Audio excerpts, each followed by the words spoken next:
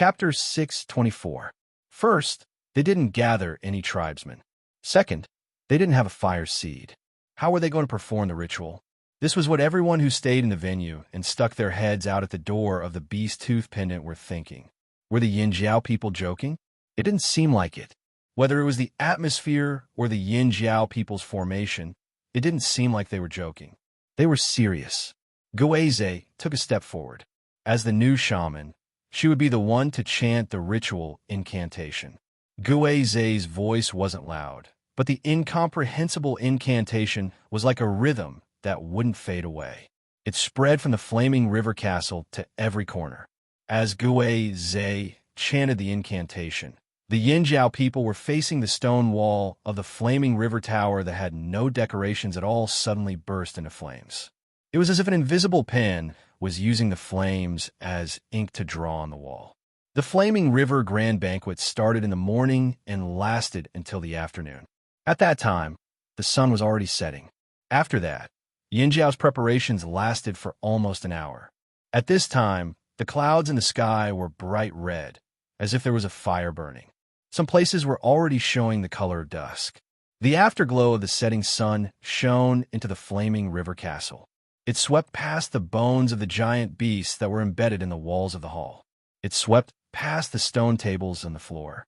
It swept past the shiny bronze wares, the colorful stone wares, and the broken pottery wares that couldn't be kept intact under the sound of the horn. The wall of the flaming river tower just happened to receive the last rays of the sun. Under the fading rays of the setting sun, the shadows started to spread. However, the flames that appeared replaced the shadows where Yangguang had disappeared. Gradually, a diagram formed by flames appeared. It became clearer and more complete. The flames formed a pair of horns that were connected at the bottom and curved upwards, one inside and one outside. The two horns were surrounded by flickering flames. That was Yin-Jiao's totem. The two former shamans leaned on their crutches. Through their misty eyes, they looked at the ancient totem that had existed for thousands of years on the stone wall. The two horns, one inside and one outside, came from the same source. One was a strong appearance, the other a strong heart, an unyielding life, an unchanging faith. Another wish of the two old men had been fulfilled. Yin-Jiao was a tribe with a long history. Only through existing records and the accounts of generations of Yin-Jiao people, they still could not clearly understand what the situation was like in Yin-Jiao in the past. Too much time had passed, and they could no longer see the glory of the past, but they will create the present and the future. A Yin-Jiao ancestor once said in his notes that when a tribe could hold a banquet without any scruples or reluctance, it was a symbol of the tribe's rise. Why had the Wanshi tribe always been excluded from the big tribes back then? Even if they had the ability to bully other small and medium-sized tribes, often attacking and robbing other tribes, and frequently showing their existence, they had never really been recognized by the world. The kindling and history weren't the main reasons. People would not always look at a tribe the same way, just because of its past glory. The world's view would always change. Strength was always accompanied by the word rich. Strength and resources. They only had the strength to fight outside, but they didn't have enough resources. Every time they went out to rob, the food they snatched was only enough to sustain their own lives. This kind of tribe had always been despised by many other tribes. The Wanshi tribe didn't have the ability to hold a banquet, and they had never thought of holding one for outsiders. Yin-Jiao had destroyed the Wanshi tribe and showed their existence more than once. In other words, in terms of strength, they were actually recognized, especially the strange strength of the Yin-Jiao people. It had left a deep impression on those who had met the Yin-Jiao people. But the world had never really compared Yin-Jiao to the big tribes of today. Just like how many people used to look at the Wanshi tribe, they would think, what's the use of just fighting me? Do you have wealth? Do you have enough food? People were realistic, and in their traditional way of thinking, enough food was the standard to measure everything. It didn't matter if it was food obtained through other methods, or from hunting. These were all important indicators of whether a tribe was a big tribe or not. A strong tribe might not have enough food, but a tribe that had enough wealth and dared to show off their wealth was definitely a big tribe. This was the view of most tribesmen on the mainland, a traditional way of thinking that had persisted for thousands of years. The drumming tribe wouldn't come and suck up to Yin Jiao just because they were strong, but when they knew that Yin Jiao had enough food, they came over even without Yin Jiao saying anything. There were many people who thought like this in the drumming tribe. This was also the reason why the Flaming Horns tribe valued this banquet so much. This ceremony was also to give a satisfactory answer to their ancestors and to give the Yin Jiao tribe a meaningful commemoration. The setting sun disappeared at the end of the vast mountains, but the sound of the horn could still be heard. Inside the flaming river castle, the large venue was already covered in shadows. Because of this, the totem flames were so bright. That's totem. I can feel it. It's the aura of Yin Jiao's fire seed. How is this possible? How is this possible? The people who insisted on staying in the venue looked on in shock. This was the first time they saw Yin Jiao's special ceremony with their own eyes. A ceremony without a fire pit, without a fire seed. It was unbelievable. Yin Jiao, without a fire pit, without a fire seed, had actually started a ceremony. And it was a success. Was this Yin Jiao's secret? But even though they saw it with their own eyes, they still didn't understand. How did this happen? Just as everyone was puzzled, the venue changed again. The vague aura of the fire seed suddenly became clear. It was still rising rapidly. On the walls of the venue, the remnant aura of fearsome beasts on the beast bones was completely suppressed. Even the blood that Zheng Luo and the others purposely left on the beast bones to add to the violent aura disappeared without a trace. It was still the same venue, but in the blink of an eye, everything changed. To the non-Yin Jiao tribesmen, the aura of a Yin Jiao fire seed gave them a bad feeling. This sudden and extremely dangerous aura of a foreign tribe's fire seed was not targeted at them, but it filled the entire venue. No, not just the venue, but outside the Flaming River Castle, inside the Flaming River Trading Point, this aura was everywhere. This made their hair stand on end, and they felt like their hair was about to explode. It was as if there was a cold electric current running through their bodies, causing many people to shiver. Abuli, who was hiding in front of the Beast Fong door, was peeking inside. The moment the Flaming Horn fire seed's aura intensified, the totemic patterns on his body also appeared. Fingernails as long as his fingers suddenly popped out of his fingers. On his large feet, fingernails as long as his toes also grew out with a whoosh. They were as long as his toes. The fine hair on his face grew longer and thicker. Abuli arched his back, spread his legs apart, and put his arms in front and back. It was a strange pose. This was not what he wanted to do. It was a reflex. He did not look like he was going to fight. He was prepared to run away at any time. It was not just Abuli. The other tribesmen also had similar changes. Under the stimulation of the foreign fire seed's aura, they could only use their own totem power to resist. In an instant, all kinds of totem patterns, all kinds of specializations, and all kinds of external changes caused by the totem power appeared. It was completely different from before. Unlike these people, the Yin Jiao tribesmen felt very good. Their blood was boiling, their emotions were aroused, and their hearts were filled with endless emotions that almost rushed out of their chests. However, no one made a sound. What replaced it was the sudden appearance of the totem patterns in their bodies, followed by the emergence of the flames. The flames gradually increased in number and covered a wider area, almost enveloping everyone's entire body. If it was said that Yin Jiao's success in summoning their totems had shocked the crowd, now they were so shocked that their worldview was shattered. It's really burning, someone muttered as he looked over there in a daze. Without a fire pit, without a fire seed, without people, how could they perform a ritual? But now, Yin Jiao had succeeded. Beast hides, beast meat, spices, and grains were all F*King's secondary. To them, Yin Jiao's most important move was this ritual at the end of the Flaming River Grand Banquet. At this moment, some of the people present seemed to have vague guess. Although this guess had surfaced when Yin Jiao's fire seed had just disappeared, they did not dwell on it. After that, they even felt like they were watching a show. But now, this guess made them uneasy. What would the final form of the fire seed look like? Perhaps Yin Jiao's purpose in inviting them was not just to promote the flaming river trading point and show off. There were other reasons. Blood and fire from the same source. The chief of the Mang tribe couldn't help but think of this phrase. This was also a hypothesis that the Mang shaman came up with when he was analyzing Yin Jiao's fire seed. Outside the Beastfang gate, Abuli looked at the burning Yin Jiao tribesmen, then turned to look at the Yin Jiao tribesmen outside the flaming river castle. They were all burning. Wait, look at that person. He's burning. Abuli's wife cried out in shock. Nonsense. I know he's burning. All the Yin Jiao tribesmen are burning.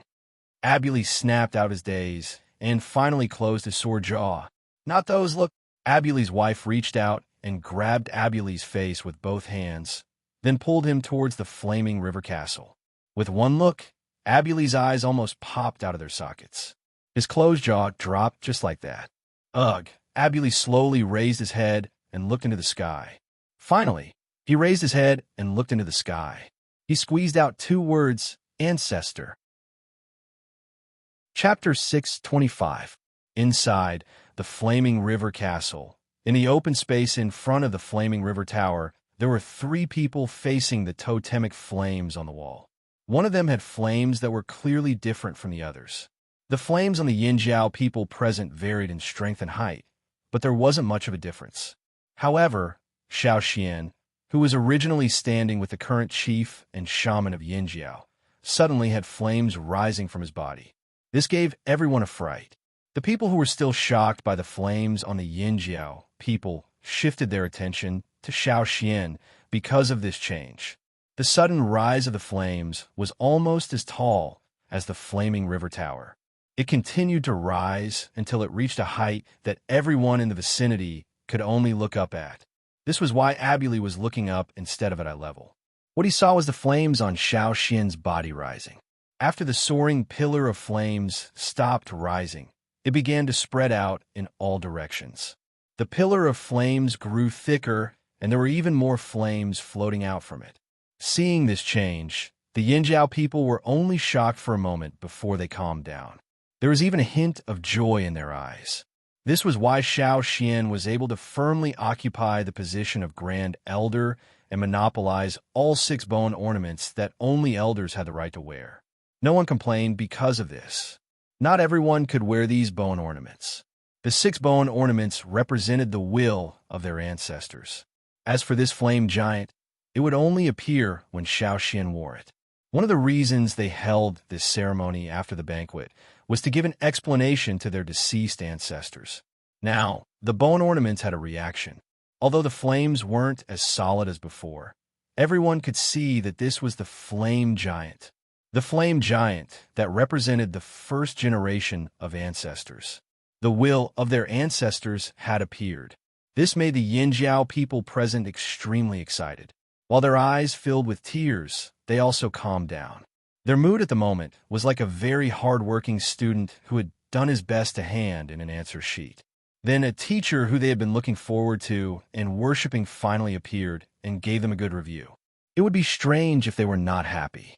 The 6 bone ornaments left behind by the first shaman of Yin Jiao had helped them a lot. Without the 6 bone ornaments and the power of their ancestors, Yin Jiao would not have been able to merge so quickly and smoothly. Whether it was the shock of being chased by the slave masters on the other side of the sea, or the return of breaking through the sea, he had borrowed the power of the ancestral bone ornaments. However, after the bone ornament broke through the sea, it seemed to have exhausted its energy and entered a dormant state. There were very few large fluctuations. When they were planning this sacrifice, they didn't expect the bone ornaments to suddenly work. This was a pleasant surprise. Perhaps it was because the power of the bone ornaments had not fully recovered, but the flames that gradually formed after it was raised seemed a little scattered. It was not solid enough, and the human figure was not clear enough. Even so, the Yin Jiao people were very satisfied. They wanted nothing more than to kneel down and kowtow a few times. Outside, the flaming river trading point in the forest, the tribesmen who came to attend the feast all left some people outside to wait. These people had to keep an eye on the flaming river trading point and guard against any suspicious situations outside the trading point. Other than them, there were also some people who were not invited. They came because they were curious, so they hid in the forest. At that time, when the feast in the trading area started, the aroma of the food floated out, causing the people hiding in the forest to salivate. Their stomachs couldn't help but growl. They could only drink some water with the smell of soil and chew on the hard jerky. The sudden burst of flames in the trading area naturally attracted their attention. Flaming river trading point is on fire? What happened? Someone cried out in shock. Just now, they felt a very uncomfortable aura coming from the flaming river trading point. They understood this. After all, this was Yinjiao's territory. It was normal to feel this way in someone else's territory. They didn't feel this way before, and they were not used to it. But what was going on with this ferocious fire?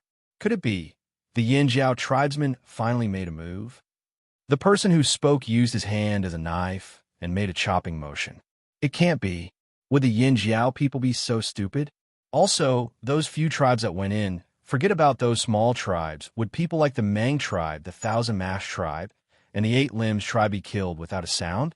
The Hui tribe and Tian Shan tribe's eagles are still around, but they didn't come close. There were indeed eagles from the Hui tribe and Tian Shan tribe nearby, but they weren't hovering in the air right now. Instead, they were resting on trees or protruding rocks further away from the flaming river trading point, observing the movements of the flaming river trading point. They didn't hear the whistle that signaled an incident. None of the tribesmen who went in blew the whistle. Let's wait and see. The people hiding in the forest stared nervously at the trading point. Their nerves were taut, and they were ready to rush over at any moment. At the same time, the people who saw this scene in the flaming river trading point were also shocked, especially those in the flaming river castle who were observing closely. Their emotions were extremely complicated. If the aura of the fire seed in Yinjiao was shocking enough, and then the spontaneous combustion of the Yinjiao tribesmen was shocking enough. Now, the change in Xiao Xian's body was like a pot of oil being poured into a burning fire. It sizzled and burned everyone's nerves. They couldn't understand it, couldn't imagine it. This was a completely different world from what they used to know. All the views they had in the past had to be changed. Blood and fire of the same origin. This was the only reason why the Yinjiao tribesmen could cause such a commotion even though they didn't have a fire seed. Even if it was just a guess, they still couldn't calm down when they saw it for themselves. As for what they were seeing now, it was no longer something that could be explained by blood and fire of the same origin. This was probably a unique ability of the Yinjiao tribe, a power passed down by Yinjiao's ancestors. Outsiders couldn't obtain it. They could only continue watching from aside. They wanted to see what Yinjiao's grand elder was up to. At this moment, Xiao Xian also didn't expect the dormant bone ornaments to suddenly become active. The totemic power, the power of inheritance, and that special power in his body were rapidly being drawn out. The 6 bone ornaments hanging in front of his chest spun wildly like a whirlpool, sucking in Xiao Xian's power. This was different from the previous few times.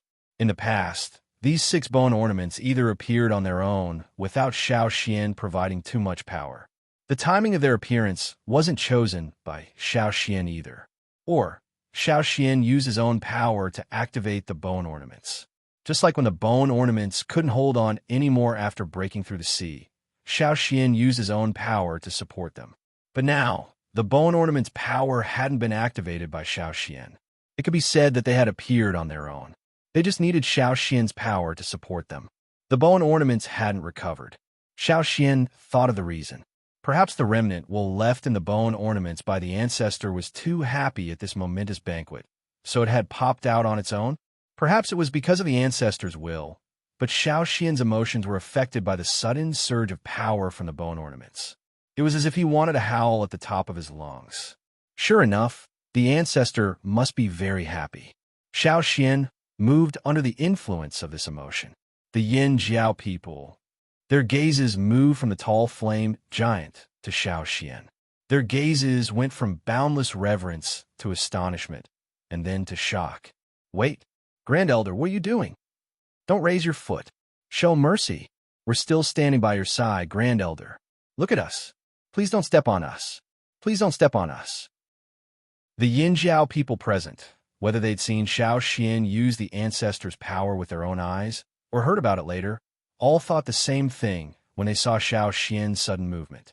All the Flaming Horn tribesmen, including the current chief and shamaness, as well as Duo Kong and the other leaders, turned pale with fright when they saw this.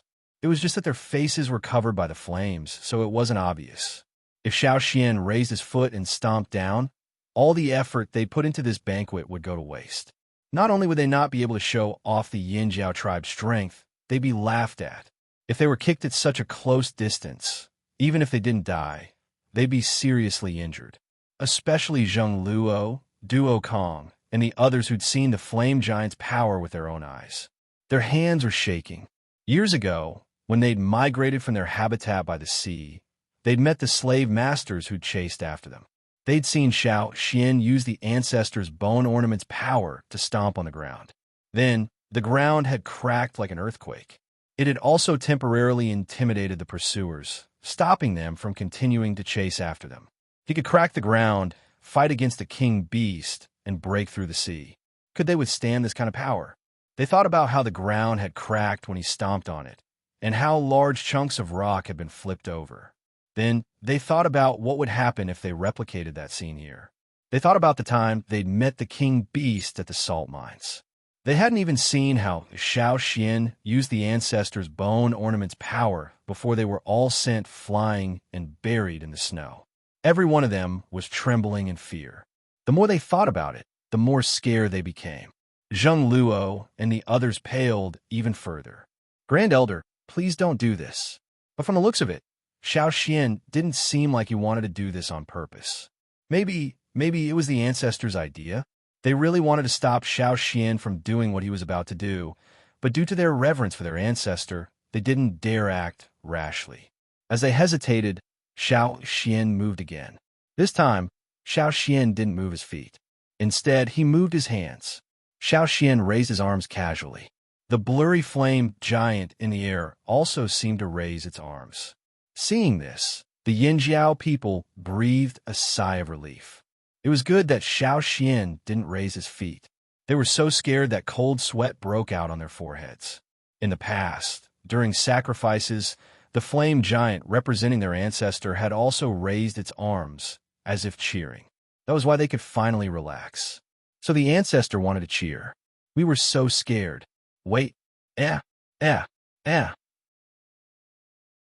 Chapter 626. The flame giant was blurry and difficult to identify. Instead of trying to figure out what the flame giant was going to do, it was better to look at Xiao Xian. After all, Xiao Xian was the representative of the ancestral flame giant. The flame giant's movements were always synchronized with Xiao Xian's. That was why the Yinjiao people couldn't tell what the flame giant was going to do next, so they all stared at Xiao Xian. This was a very strange scene. Even the atmosphere in the hall changed. The other tribes also noticed that something was wrong with the Yinjiao people. They felt that the Yinjiao people's expressions were very strange. Although they couldn't see all the Yinjiao people's expressions clearly from their angle, they could still see a little from the side. Because of this, they couldn't understand what the Yinjiao people were thinking. An inexplicable tension filled the hall. The people who stared at the Yinjiao people or the flame giant in the sky were all tensed up. The totemic power in their bodies was already at its peak, ready for anything that might happen. Could it be that when Gui he advised everyone to leave and, "I don't recommend anyone stay here," there was really something dangerous going on? If Gigu knew what they were thinking, he would definitely cry foul. Because even he, the current chief of Yinjiao, didn't expect something like this to happen. Plus, the Yinjiao people were even more nervous than the spectators. At this moment, Abuli, who was hiding in front of the flaming river castle's beast fawn gate, had a bad feeling about this. He was also nervous. At the same time, they were more cautious than the other tribes. To put it bluntly, they were already cowards. When they were hunting for food in the forest, the slightest movement would make them run for their lives. Although their tribe wasn't big enough and didn't have the strength to compete with other tribes for resources, They were able to survive in the forest until now with their caution, intuition, and ability to escape. Since they felt that something uncomfortable was going to happen, they didn't hesitate anymore. Curiosity wasn't as important as their lives. Abuli reached out and scooped his wife up before running away while shouting, "Hide!" The other drumming tribesmen had been waiting for this moment. When they heard Abuli's words, they quickly ran after him. Outside the flaming river castle, there were many houses that looked like courtyards. When Xiao Xian was designing this place, he designed it to look like a courtyard house. After Abuli ran away from the Beast Fawn Gate, he jumped into the house through the window. No one from the other tribes had been arranged to stay in this courtyard, and the Yinjiao people who were originally inside had already left the house, so there was no one else in the house. It was because of this that Abuli chose to hide in the house in the courtyard. The door of the house was closed, but two of the windows were open. Looking at the empty house, there was nothing inside. The person at the end of the line reached out with his long hand and hooked the wooden window with his fingernails. Then, he pressed the window panel tightly. However, there was also a warrior from the drumming tribe who got stuck when he jumped through the window. It wasn't because he was too fat, but because he brought too much food with him. It was the leftover food from the banquet. There was too much food, and the window was too small. He couldn't drag the food into the house. After weighing the pros and cons, he reluctantly put down the food and closed the window. In the blink of an eye, Abuli led almost 100 people to hide in the biggest house in the courtyard. Even though this was the largest room in the courtyard, it was still a little crowded with nearly 100 people who had eaten and drank to their fill. The doors and windows were tightly shut, and the house instantly darkened. Only the cracks in the windows and the gaps between the roof tiles could be seen. The darkness made them nervous. Puff! There was a long and soft sound. Abuli smelled the smell in the air, and his face turned green. "Who farted?" "Sorry, I ate too much and couldn't control myself," said an apologetic voice not far from Abuli. But at this time, they couldn't open the window and go out. They could only endure it. At the same time, in the flaming river castle, there was a huge commotion almost as soon as Abuli and the others hid in the house. Xiao Xian raised his arms, but it wasn't like his usual cheering posture. After he raised his arms, he opened them to both sides. Then, like a person standing in the wind, he shook his sleeves. At the same time, the flame giant opened its arms and shook them like Xiao Xian. In the next moment, it was as if a strong gust of wind blew past, elongating the flames on the flame giant's body. Long, wide sleeves seemed to have been pulled out from its arms. Its body also looked like it was wearing a long robe that was blown up by this gust of wind. However, this was just the beginning. The sleeves were pulled out again, and the flame giant's entire body seemed to have been elongated. It was like a torch that was blown by the wind, leaving a long tail of flames behind. However, unlike the torch that was blown by the wind, the flame giant's body was still there. It didn't become lighter or shorter. On the contrary, countless flames gushed out from its body, turning into a long stream of flames that flowed into the distance. The flame giant was already taller than any of the buildings in the flaming river trading point. The flames that gushed out from it easily passed through the buildings in the flaming river castle. The unstoppable stream of flames instantly rushed out of the flaming river castle and into the flaming river trading point. It spread everywhere like a waterfall, as if it wanted to wash away everything in the flaming river trading point. However, the strange thing was that the stream of flames easily bypassed the Yinjiao tribesmen. Gigu and Guizhe, who were standing beside Xiao Xian, could clearly feel the stream of flames that brushed past them. It seemed like a raging stream of flames, but they couldn't feel any wind at all. It wasn't just them. In the trading point, all the buildings and all the tools were still in their original positions. They weren't damaged, they weren't broken. It was as if nothing had happened. However, the foreign tribesmen who stayed in the flaming river trading point suffered, especially those who were the closest to the flaming river castle. They felt it the most. At this moment, they felt like they were in the middle of the storm, desperately trying to withstand the waves. The aura of the E-tribe's fire seed was even stronger. This made them feel very uncomfortable. It was like a person who liked salty food but didn't like sweet food being poured sugar all over his body. What's more, it was a mountain of sugar on top of him. How could they feel good about this? Everyone gritted their teeth and endured it. There were the ones who chose to stay, and they even chose to stay so close to the flaming river. They brought this upon themselves, so they had to endure it even if it meant death. In comparison, the Ji tribesmen who were already in hiding were much better off. They were some distance away from the flaming river castle, and they were still hiding in their houses. The stream of flames didn't collide with them directly. However, the sudden pressure from the house made many people's teeth chatter. They could clearly hear the sound of trembling teeth in the house.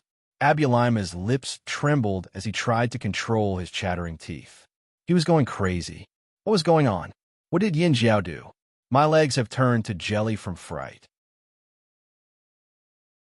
Chapter 6:27.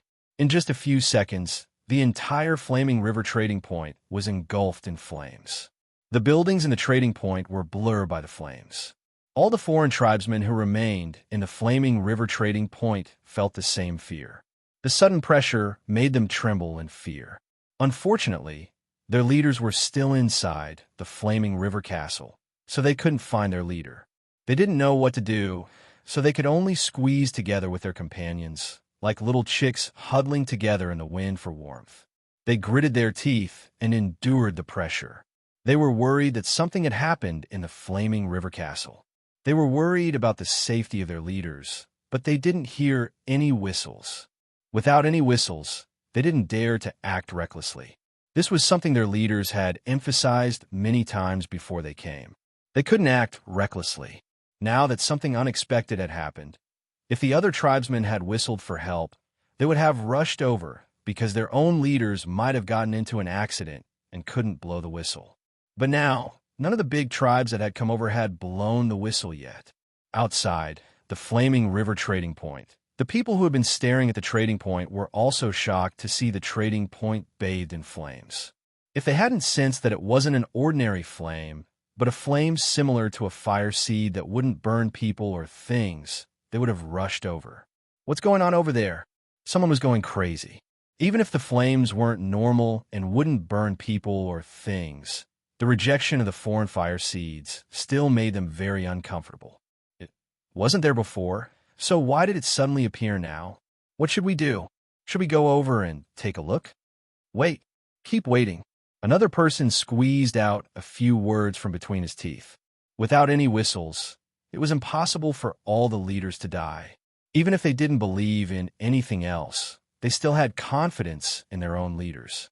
How could their leaders be so useless? Wait. They could only wait. Wait for the whistle to sound or wait for the other side to calm down. After about half an hour, the flames in the trading point gradually dimmed and disappeared. Inside the flaming river castle, the giant also slowly faded until it disappeared. The aura of the Yinjiao fire seed that filled the area also disappeared. This made all the foreign tribesmen in the trading point finally breathe a sigh of relief. Was it finally over? They weren't sure. They were scared stiff. Who knew if there was anything else after that? Hence, after the flames in the flaming river trading point disappeared, a portion of the people standing on the road were flaming horn tribesmen. They were refreshed and full of energy. Their eyes were still filled with excitement, as if they were believers who had just bathed in the holy light. This was the complete opposite of the other tribesmen who looked tense and nervous. The drumming tribesmen who were hiding in their houses also opened their windows a little to see what was happening outside. They were timid and cautious, so they would only come out after making sure there were no more threats. The people who were left outside the flaming river castle all hurried towards the Bustling gate. They wanted to make sure that their chief was safe. When they saw the people coming out, they let out a long sigh of relief.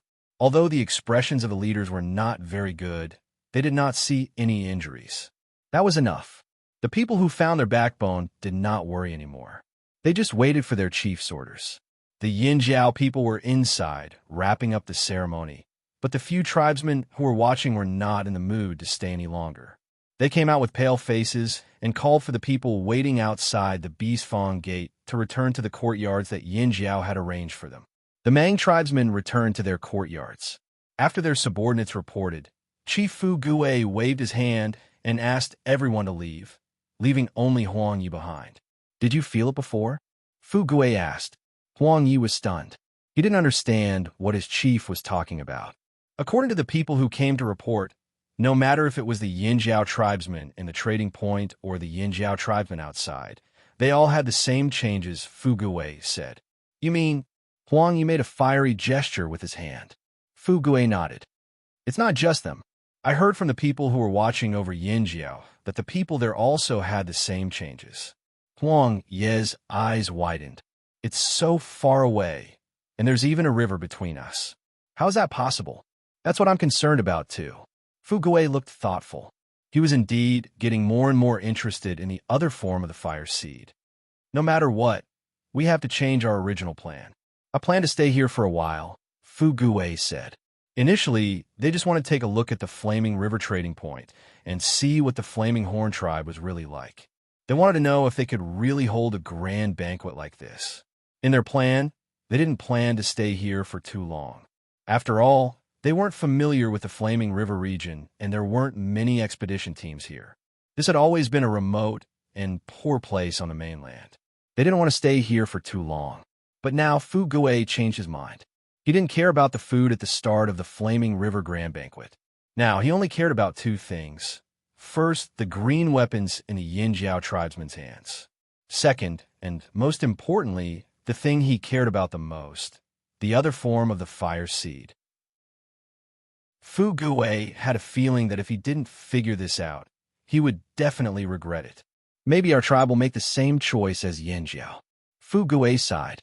Huang Yi understood what Fu Gue meant by the same choice. He couldn't help but worry. But the fire seed concerns the entire tribe. We should think more about it. Of course, but I have a feeling that we'll still choose the same path as Yinjiao. Fu Gue was disappointed. Seeing that Huang Yi still didn't agree, he said, Why do you think Yinjiao revealed this secret? They kept it in for so long and didn't even say anything in the fearsome beast forest. Why did they half reveal it now? Yinjiao wants to show off? Or they want to use this matter to squeeze more things out of our hands? Huang Yi answered tentatively. Fu Gue smiled helplessly. Neither. As he spoke, he raised his hand and pointed in a direction. That was the direction of the desert. Rock Hill City? Huang Yi asked. More than that. The expression on Fu Gue's face was very strange. It was something that Huang Yi had never seen before. It seemed like he was looking forward to it, but also a little uneasy. But more than that, he was looking forward to it. On the other side of the sea, different from some tribes where strength was the most important thing, where the strongest was the leader, every generation of leaders of the Mang tribe was carefully selected. Their strength may not be the strongest in the tribe, and they may not even be in the top 3. However, they must be smart and farsighted. No one knew when the Mang tribe began to implement such a selection method. If Xiao Xian knew this, he would definitely sigh.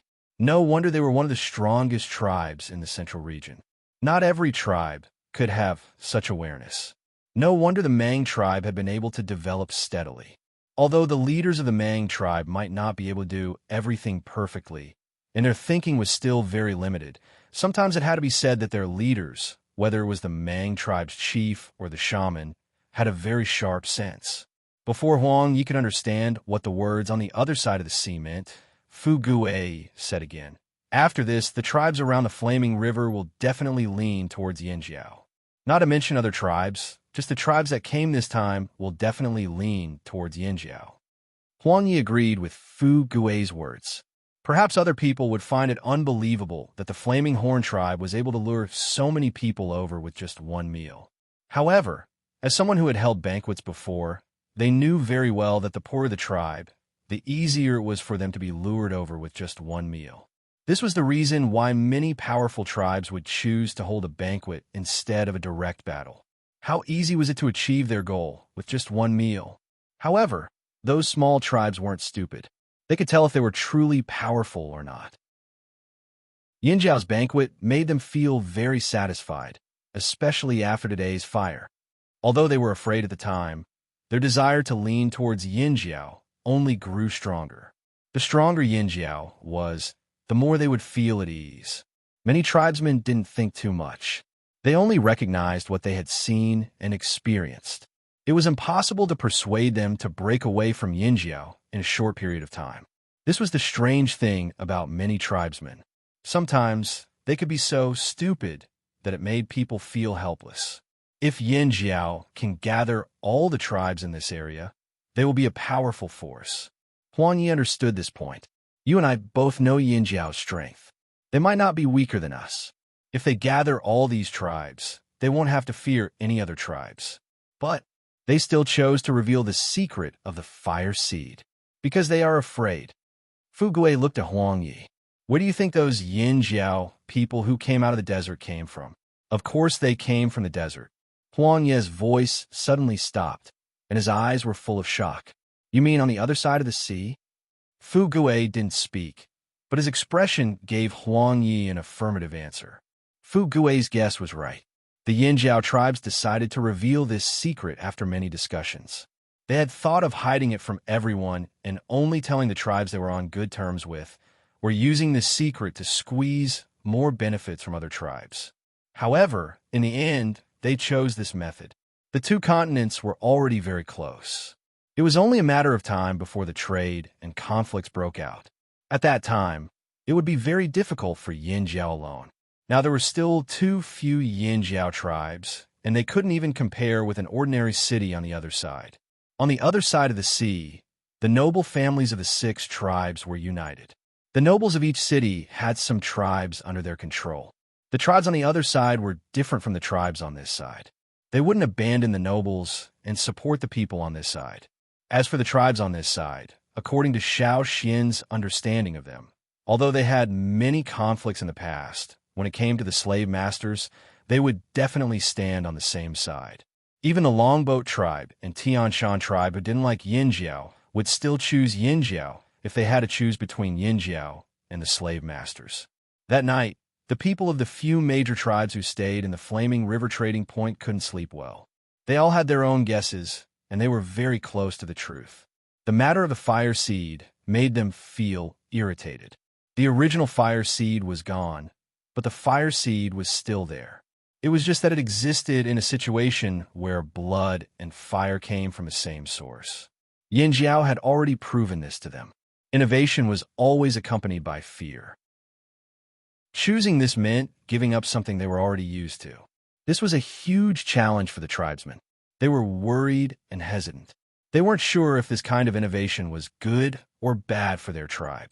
It might be suitable for other tribes, but it might not be suitable for them. The original fire seed protected the entire tribe, but it also trapped them. There were many restrictions on what they could do. However, if one day the fire seed wasn't limited to one place, if the tribesmen didn't have to gather in one place all year round, what would the future be like with this freedom? Yinjiao chose this path of innovation. The drumming tribe and rain tribe followed in Yinjiao's footsteps. Then, who would be the next to make the same choice? Chapter 628. After the Flaming River Grand Banquet ended, the Flaming River Trading Point was officially opened. Large stone tablets were erected at the entrances of the trading point. The rules of the trading point were engraved on them. Every new face that entered the trading point would be reminded by the Flaming Horn Guards to read the rules. Otherwise, they wouldn't even know why they were killed in the trading point. Once their lives were at stake, those who didn't care immediately retreated to take a closer look. Many of these new faces had followed the other tribes to the banquet. Previously, they couldn't enter, but now that they heard that the Flaming River Trading Point was finally open, they finally mustered up the courage to enter after a night of contemplation. Those who were used to traveling long distances all had an adventurous mentality and were full of curiosity. Otherwise, they wouldn't have persisted for so long. When they were observing the Flaming River Trading Point from afar, they were so curious that they wanted to reach out and scratch it, but they couldn't reach it. Now, they could finally see everything in the Flaming River Trading Point with their own eyes. Of the 24 tribes who came to the banquet yesterday, none of them left. Some of them had already planned to trade here and return later, while others were waiting for the best time to leave. For example, The drumming tribe didn't leave yesterday because they ate too much and couldn't run. Plus, there were all kinds of dangers outside. Now that a night had passed, they had already digested most of their food. They had already finished all the food they brought from the Flaming River Castle. Now, they were just waiting for the people outside to come in so they could escape. If they left early, they might be blocked by the people outside with bad intentions. The safest way was to wait for those curious people to come in before they left. There were a few other smaller tribes who had the same idea. They weren't good at other things, but they were very good at predicting the best time to escape. The people who entered the Flaming River trading point were attracted by all kinds of fierce things. Oh, look at such a big piece of meat. I've never eaten it before. Could that be fearsome beast meat? Fearsome beast meat. These 3 words were undeniably shocking. Even those who traveled long distances rarely saw fearsome beasts, unless they went to the fearsome beast forest or the desert. But how many people had the guts to enter the fearsome beast forest? Even the Wansure tribe in those days didn't dare to go in often. As long as they were not stupid, they would definitely stay far away from that dangerous place. As for the desert, even fewer people went there. What kind of meat is this? Someone asked with wide eyes. As he spoke, he leaned closer to sniff the bloody meat, and an intoxicated look appeared on his face. It must be delicious. Giant Bear, the Yin-Jiao man in charge of the stall, said slowly. Giant Bear? How big is this huge? Someone was puzzled. What kind of meat is this? Without waiting for the meat seller to answer, another person impatiently pointed to the other side and asked, That's the meat of the giant claw beast. The man in charge of the stall continued to answer slowly. Giant claw? How big is a claw? Here, just like that. The man who was selling beast meat pointed at the stall next door that was selling beast fangs and beast claws. The third one from here is the giant claw of the giant claw beast. Oh, a group of people rushed over. This is the giant claw of the giant claw beast? Yes. The uncle who was selling beast fangs and beast claws smiled with his white teeth.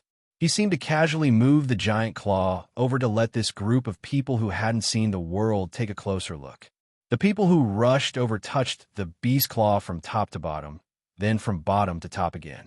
Their eyes shone as they stared at the giant beast claw that was more than twice their height. Then what kind of beast claw is this?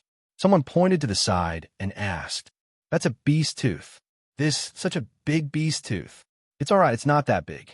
The uncle who was selling beast tooth once again showed his white teeth. Do you want to buy it? The people who were excited just a moment ago immediately looked as if they had been hit by frost. Their expressions were as if they had been frozen, and they were dumbfounded. They had come in too much of a hurry. In order to make it easier to follow them, they hadn't brought enough money. In their pockets, there were only a few glowing crystals and shells. The jade stones were also lonely and of poor quality. There really weren't many things that could be used as currency.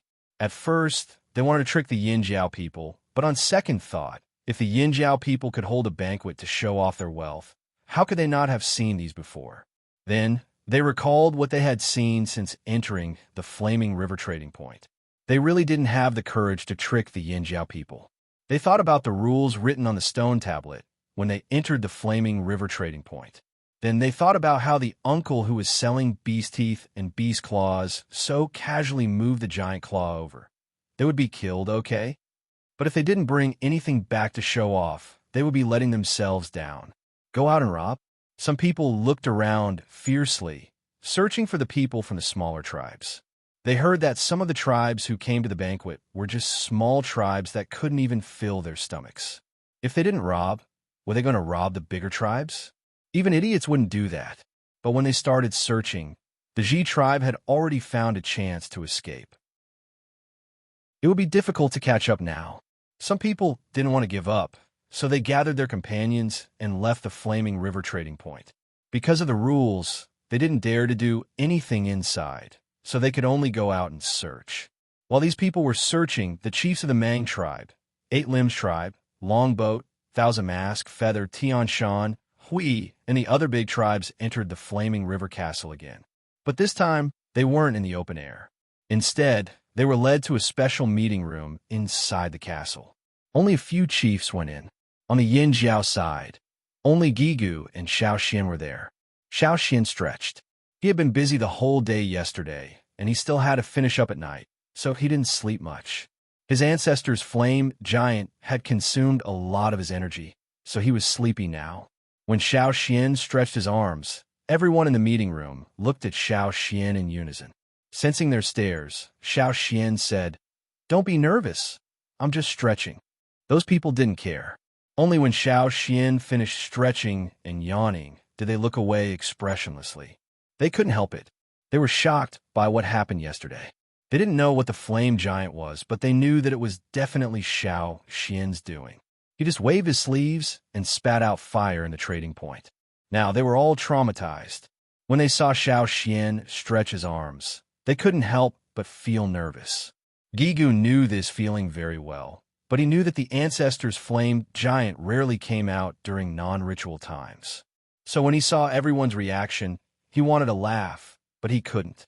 Yesterday, when the ancestor's flame giant came out, he was standing beside Xiao Xian. At that time, he was so scared that his back was covered in cold sweat. After calming himself down, Gigu looked at Xiao Xian. When he saw Xiao Xian nod, he said, "Let's begin." The stone door of the meeting room closed with a bang, blocking out the sound from inside. When night fell, the stone door opened again. The chiefs had complicated expressions on their faces. They couldn't tell if they were happy or angry. On the 5th day of the Flaming River Trading Point's opening, they left with their people. The curious travelers who came with them also left one after another. With their publicity, the Flaming River Trading Point's name quickly spread across the mainland. To the tribesmen on this mainland, which tribe destroyed which tribe was at most a short discussion.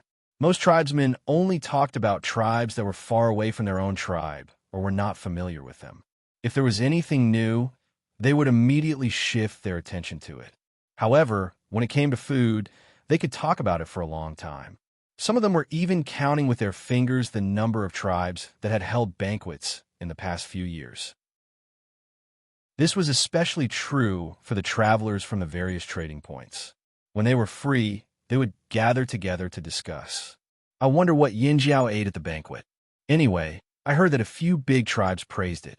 That means the Flaming River Trading Point is very powerful. It's not the Flaming River Trading Point that's powerful. It's the Yin Jiao tribes that are powerful. It's all the same. Did you guys go with them?" "No, we know a tribe. Someone went with them. Those rumors are all true. This huge beast tooth, this huge beast claw, are they all real?" Someone stood up and gestured. "Hey, it's not that small. It's much bigger than what you said. Too bad they didn't bring enough things back and couldn't buy huge beast claw. That kind of beast claw, TSK, you don't need to polish it. You can use it as a weapon. I heard that it can cut through stone in an instant." It was rare for that person to receive so much attention, so he felt proud. He cleared his throat and continued to tell everyone what he had heard. Gradually, more and more people gathered around. Every now and then, they would gasp or exclaim in unison, or "Oh." "Hey, those who went with them didn't have anything to buy the beast claw. Didn't they rob them?" Someone asked. "You dare to rob Yin Jiao?" The crowd looked at the person who asked the question as if they were looking at an idiot. In their hearts, Yin Jiao was already on a whole new level. They were not inferior to the big tribes in the central region. "What did I say that I wanted to rob Yin Jiao? Am I that stupid?" The person who asked the question explained. "I said to rob those small tribes. No, the tribes in the Flaming River area are familiar with the terrain there. I heard that those who wanted to rob them lost them after a while." The person in the middle immediately picked up the topic and started to blabber on and on. "Why don't we go on an excursion there after a while?" The leader of one of the tribes who had been listening intently said. "I was thinking the same thing. Let's go together," the leader of another excursion team said. Gather more people. Those small tribes aren't easy to rob. They're all very smart." The person who was telling the story only repeated what the person who told him before said. When that person was telling the story, he had to clench his teeth when he said the words "very smart." That person said that every time they chased someone in the forest, they almost caught up with them, but those people always managed to escape. When they chased them, they almost fell into a bottomless cave. That's why we should bring more people when we go to the Flaming River Trading Point next time. Don't fall into a deep pit and no one will save you. We can still rob the tribes there, someone said in an experienced tone. They had a good plan, but no one knew who would lose out when the time came. Chapter 629. News of the Flaming River Trading Point spread across the entire continent. Regardless of whether it was the large trading points in the central region or the trading point on the grasslands, people were quietly spreading the news of the Flaming River Trading Point. This was arranged by the major tribes, and it was also one of the things they promised the Flaming Horns. Once the trading point became famous, more people came.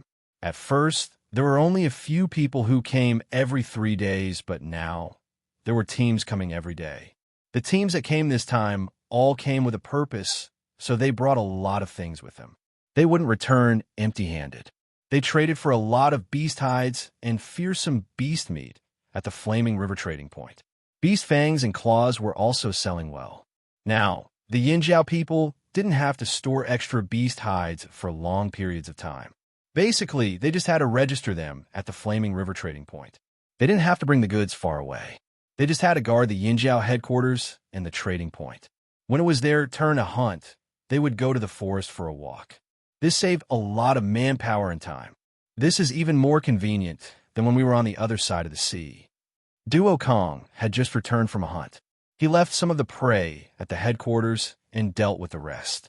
He separated the beast hides and meat, separated the fangs and bones, and brought them to the trading point for the people in charge of setting up stalls to sell. The team that came 2 days ago hasn't left yet. They're waiting for this batch of beast meat. Today, 2 more teams came. They said they were guarding the claws of the giant clawed beasts. Duo Li swung his arms and couldn't hide his pride. Our things are so good. Those people are willing to wait here for a few days just for these things. Of course, we're Yinjiao. How can Yinjiao's things not be good? Duo Kong smiled until his eyes narrowed. He turned to Duo Li and said, "Do you think the Taiha people would be jealous of us if they knew about our current lives?" Of course they'd be jealous. The father and son sat on the top floor of the Flaming River Castle and looked into the distance. They sighed at the same time. I wonder when we'll see them again. Suddenly, Duo Kong saw a small flock of birds fluttering their wings in the forest. It was still some distance away from the Flaming River Trading Point. There were many trees in the forest. Although they weren't big, they were dense enough. Someone else died? Duo Li also saw the commotion. Do you think it's a traveling party or someone from the Flaming River region? Duo Kong asked. Duo Li thought for a moment. It's more likely that it's a traveling team. I think so too. Duo Kong patted his thigh and hummed a hunting song. He seemed very relaxed. As more and more people gathered at the Flaming River Trading Point, they began to keep a close eye on the nearby forest. If the people who came here didn't have any designs on the trading point, they wouldn't interfere. However, if anyone dared to have designs on the trading point, they would have no choice but to kill them. Fortunately, the traveling parties knew they couldn't win against the Yinjiao people, so they set their sights on the smaller tribes nearby. They wanted to get something from them. Unfortunately, those who could survive in the Flaming River region all had their own survival skills. Excluding the drumming tribe who moved here 1,000 years ago and the rain tribe who just arrived, the ancestors of the tribes who lived here a long time ago had come into contact with fearsome beasts. Back then, the Flaming River didn't even exist, the ground wasn't cracked, and both sides of the river were one. They were very close to the forest where the fearsome beasts lived. How could they not have their own survival skills? That was why, when the Yinjiao told them there would be many strangers coming here in the future, the tribesmen who came to the banquet didn't panic. Instead, they seemed to have made up their minds. Although the drumming tribe was small and didn't have many people in their tribe, they looked poor and didn't seem to be very powerful. However, every time the drumming tribe came to the Flaming River Trading Point to trade for food, they could leave safely after that. There was even one time when they robbed a group of travelers who wanted to rob them. All right, Duo Li moved closer to Duo Kong. Father, I heard the Grand Elder is planning to go on a long journey. Duo Kong raised an eyebrow. Why, you want to go? You can't go. If I can go, I can come back and tell you about what happened. Duo Li was very clear about this. The Flaming River trading point hadn't been open for long. Even with Zheng Luo guarding the place, they still needed help. Zheng Luo and Ao, the two previous chiefs, one was guarding the trading point while the other was at the headquarters. Ta and Duo Kong, the two team leaders, had to take turns leading hunting parties or patrolling teams.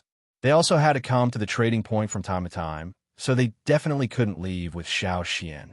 Since Duo Kong couldn't go, Duo Li was tempted. He wanted his father to talk to Xiao Xian so he could join the traveling party. After all, the party was limited in number, and Duo Li was worried that he wouldn't be on the list. Now that the two branches had merged, the competition was getting fiercer. Even among the younger generation, there were many people stronger than him. He couldn't beat Mo Yang Guang, and his sister. Duo Kong was furious when he saw Duo Li's cowardice. He slapped him. If you want to go fight for it yourself. I don't care. The traveling party would definitely be dangerous. If he didn't have the ability, why would he want to join the party? He would be lucky if he didn't drag the party down. He might even die if he wasn't careful. Duo Li, who got slapped, grimaced. Duo Kang's reply was within his expectations. He lowered his head and sighed. Then he pulled himself together. Wasn't it just a competition of strength? He didn't believe that 200 people couldn't squeeze in. At this time, Xiao Xian, who was in Yinjiao's headquarters, had just come out of the medicine house. He had wanted to make a large telescope, but because of some small flaws, he hadn't been able to achieve his goal. So he made a polished convex lens into a magnifying glass about 2 palms wide for Gui Zhe to use. Although Gui Zhe had inherited the shaman's power, she hadn't awakened her totemic power before. Now that she had merged with the fire seed, she was still a distance away from the other strong people. For example, Xiao Xian could see the fine strands of grass on the rope, but Gui Zhe couldn't. Even if she tried, it would be very difficult. However, Gui Zhe was very talented in concocting herbs. Before she took over as the shaman, most of the herbs in the tribe were concocted by her. She had also concocted some new herbs with better effects. She had successfully concocted them into portable pills that could be stored for a long time. In this aspect, she was even better than the previous shaman. The old man was very pleased. Sometimes, Gui Zhe would analyze every minute structure of the herbs. So it was very tiring to study herbs in the past.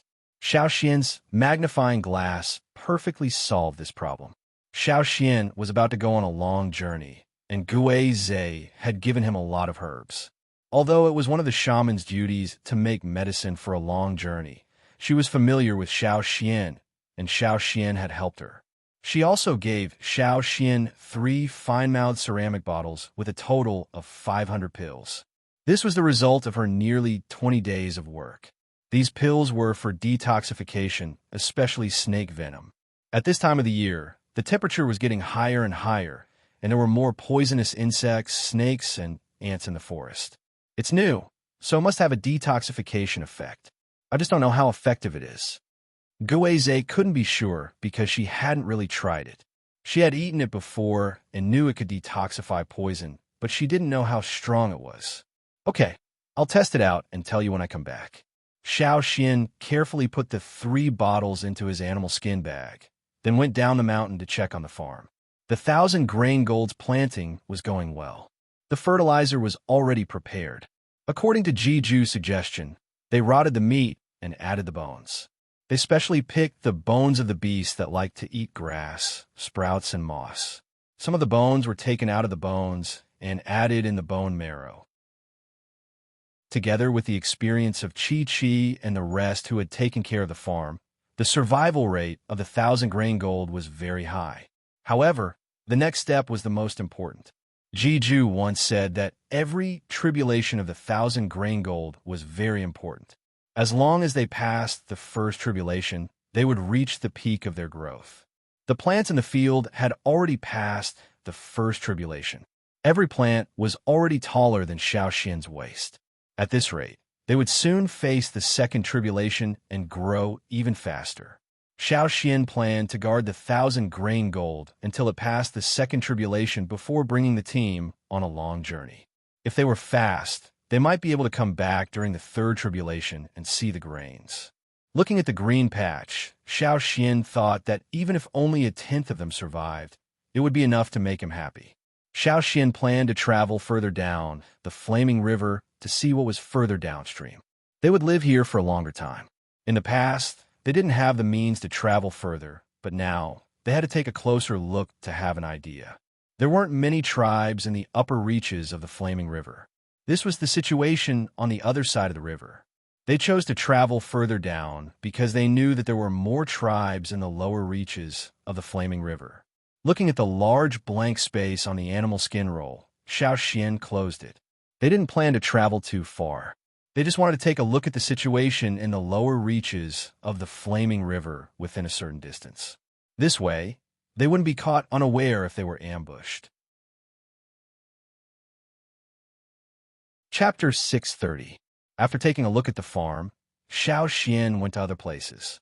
He would be away from the tribe for a while, but the exact date was uncertain. Before he left, he had to make some arrangements for the tribe. On the way to the animal pen, Xiao Xian happened to see Ao, who came to look for him. Ao was carrying a bulging animal skin bag in his hand. The drumming tribe just brought this over to pay off debts. Take a look and see how much it's worth. Ao handed over the bag in his hand. Xiao Xian took the bag and opened it. The yangguang outside was too strong for him to see clearly, so he went with Ao to a nearby wooden house. That was the temporary resting place for the people taking care of the animal pen. There were also patrolling warriors who would rest here for some water. Seeing Xiao Xian and Ao coming over, the people resting there quickly moved aside and stood guard nearby to prevent others from approaching. They knew that Xiao Xian and Ao must have something to talk about. Whether it was confidential or not, they would definitely stay away before they got permission. They would also prevent others from eavesdropping. After entering the house, Xiao Xian closed the open window, leaving only a small gap for ventilation. As soon as the house darkened, the water moonstones in the animal skin bag became more obvious. Not bright enough, not clear enough, not good enough. Xiao Xian could clearly distinguish the quality of the water moonstones in the animal skin bag with just one glance. A good water moonstone was not only bright enough to light up the house like a light bulb, but also looked pure. Otherwise, it wouldn't be one of the common currencies. But here, some of the lights were very dim and couldn't meet the needs of many people. Not to mention light bulbs, even torches couldn't compare. Some of the lights barely met the requirements, but the light was very cloudy. The quality was less than 1/10. These must have been selected by the drumming tribe. They must have given us some of their preferences, but this is all, Ao said. After the fusion of the fire seed, the drumming tribe had already tried to break away from the original fire seed and use the power of the merged fire seed to catalyze the production of water moonstones. But the time was still short, so the water moonstones produced couldn't be compared to the previous ones. Ao could understand this. What are your plans? Xiao Xian asked. Keep it. Because the quality of these goods isn't good enough, we can't charge them according to the previous price. However, during the construction of the Flaming River Castle, the drumming tribe helped us many times. At that time, they didn't accept any gifts from the Yanjiao. I think we should charge them at 30% of the original price, Ao said. 30% was close to 1/3 of the normal price of a water moonstone. According to the actual situation, the water moonstones that the drumming tribe took out had to be reduced by 90%. It could only be counted as 1/10 of the previous water moonstones. After all, those dull water moonstones could not be used at all. They could only be regarded as trash. Ao was actually very satisfied with the drumming tribe as his neighbor. With the Wanshi tribe as a reference, he liked the people of the drumming tribe more. In addition, the people of the drumming tribe had helped them a few times. Now that the drumming tribe had just been rebuilt and was undergoing changes, their lives were not very good. So he still leaned towards the drumming tribe. Because this was just his own personal opinion, Ao still had to ask for Xiao Xian's opinion. Gigu was fine with it, but if he couldn't get Xiao Xian's approval, he still couldn't accept it. All right. We'll do as you say. Xiao Xian put the water moonstones back and passed them to Ao. Those dull water moonstones will be distributed separately when the time comes. I know that. Ao didn't plan on using those dull water moonstones.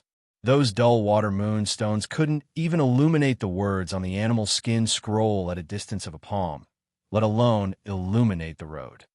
When the time comes, we'll split the dark water moonstones and bring them to the farms.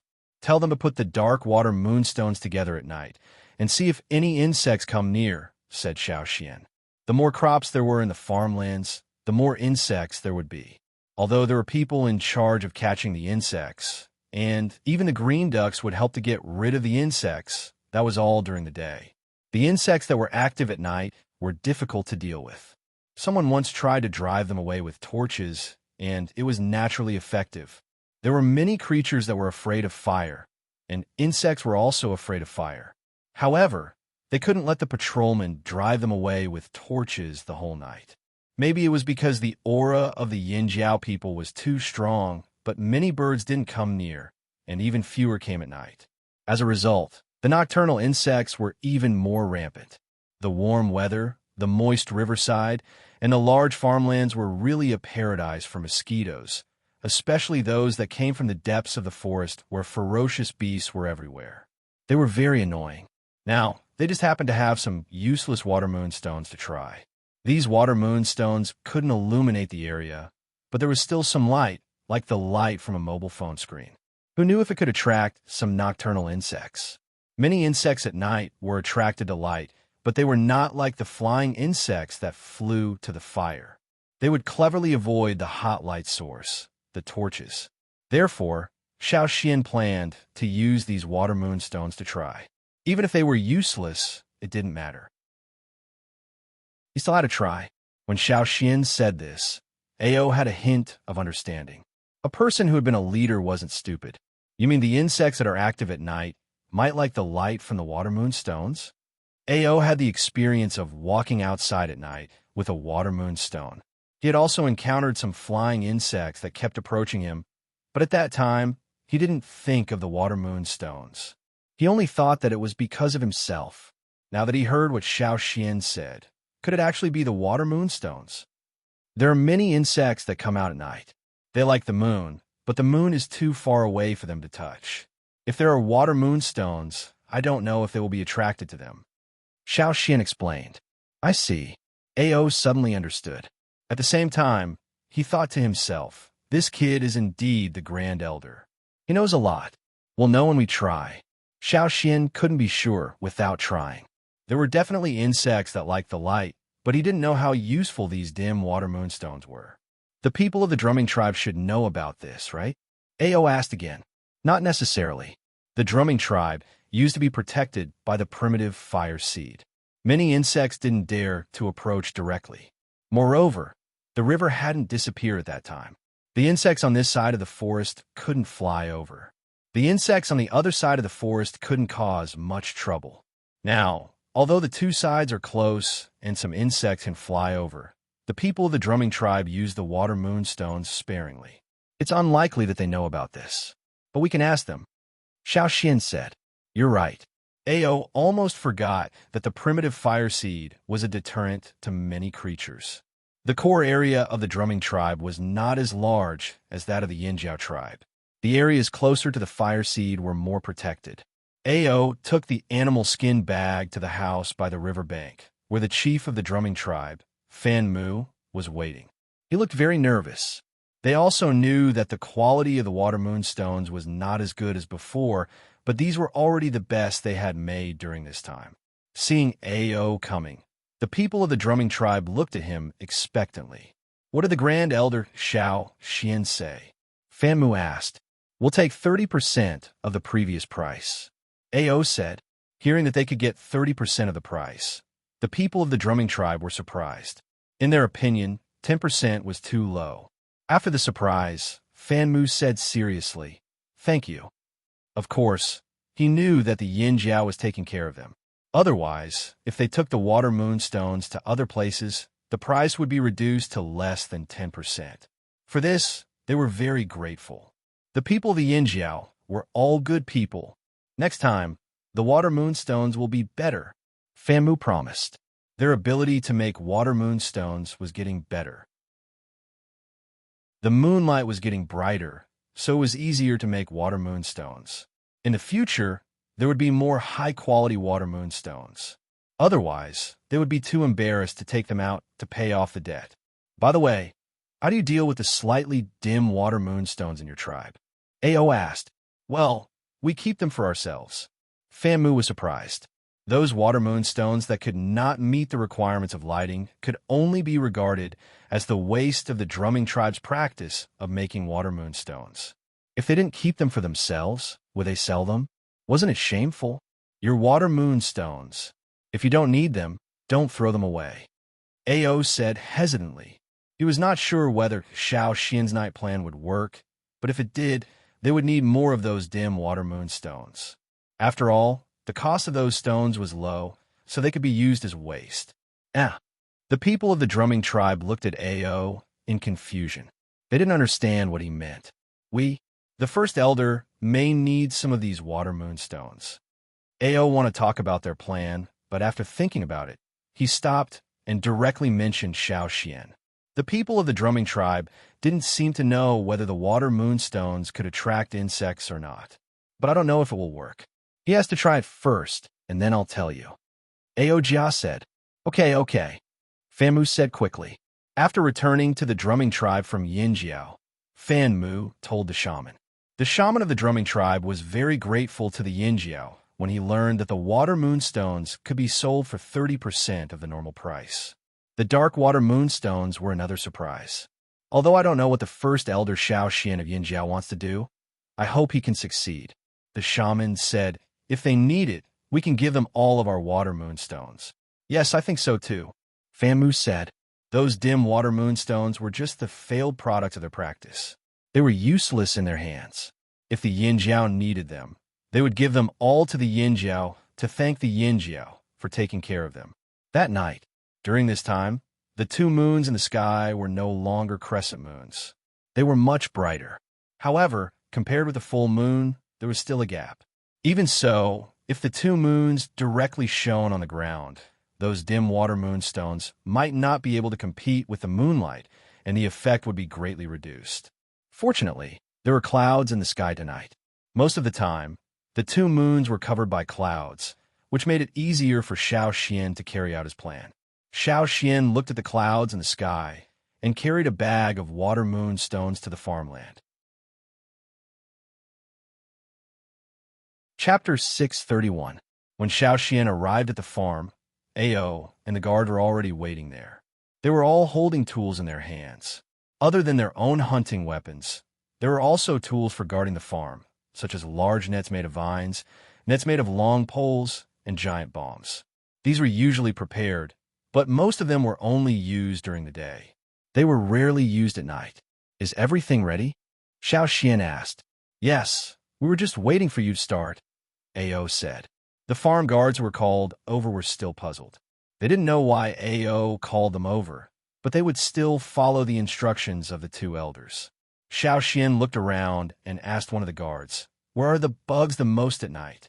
Where are the bugs the most? The guard thought for a moment, then pointed to Xiao Xian. Over there. The crops planted there were more precious, mostly given by Jiju.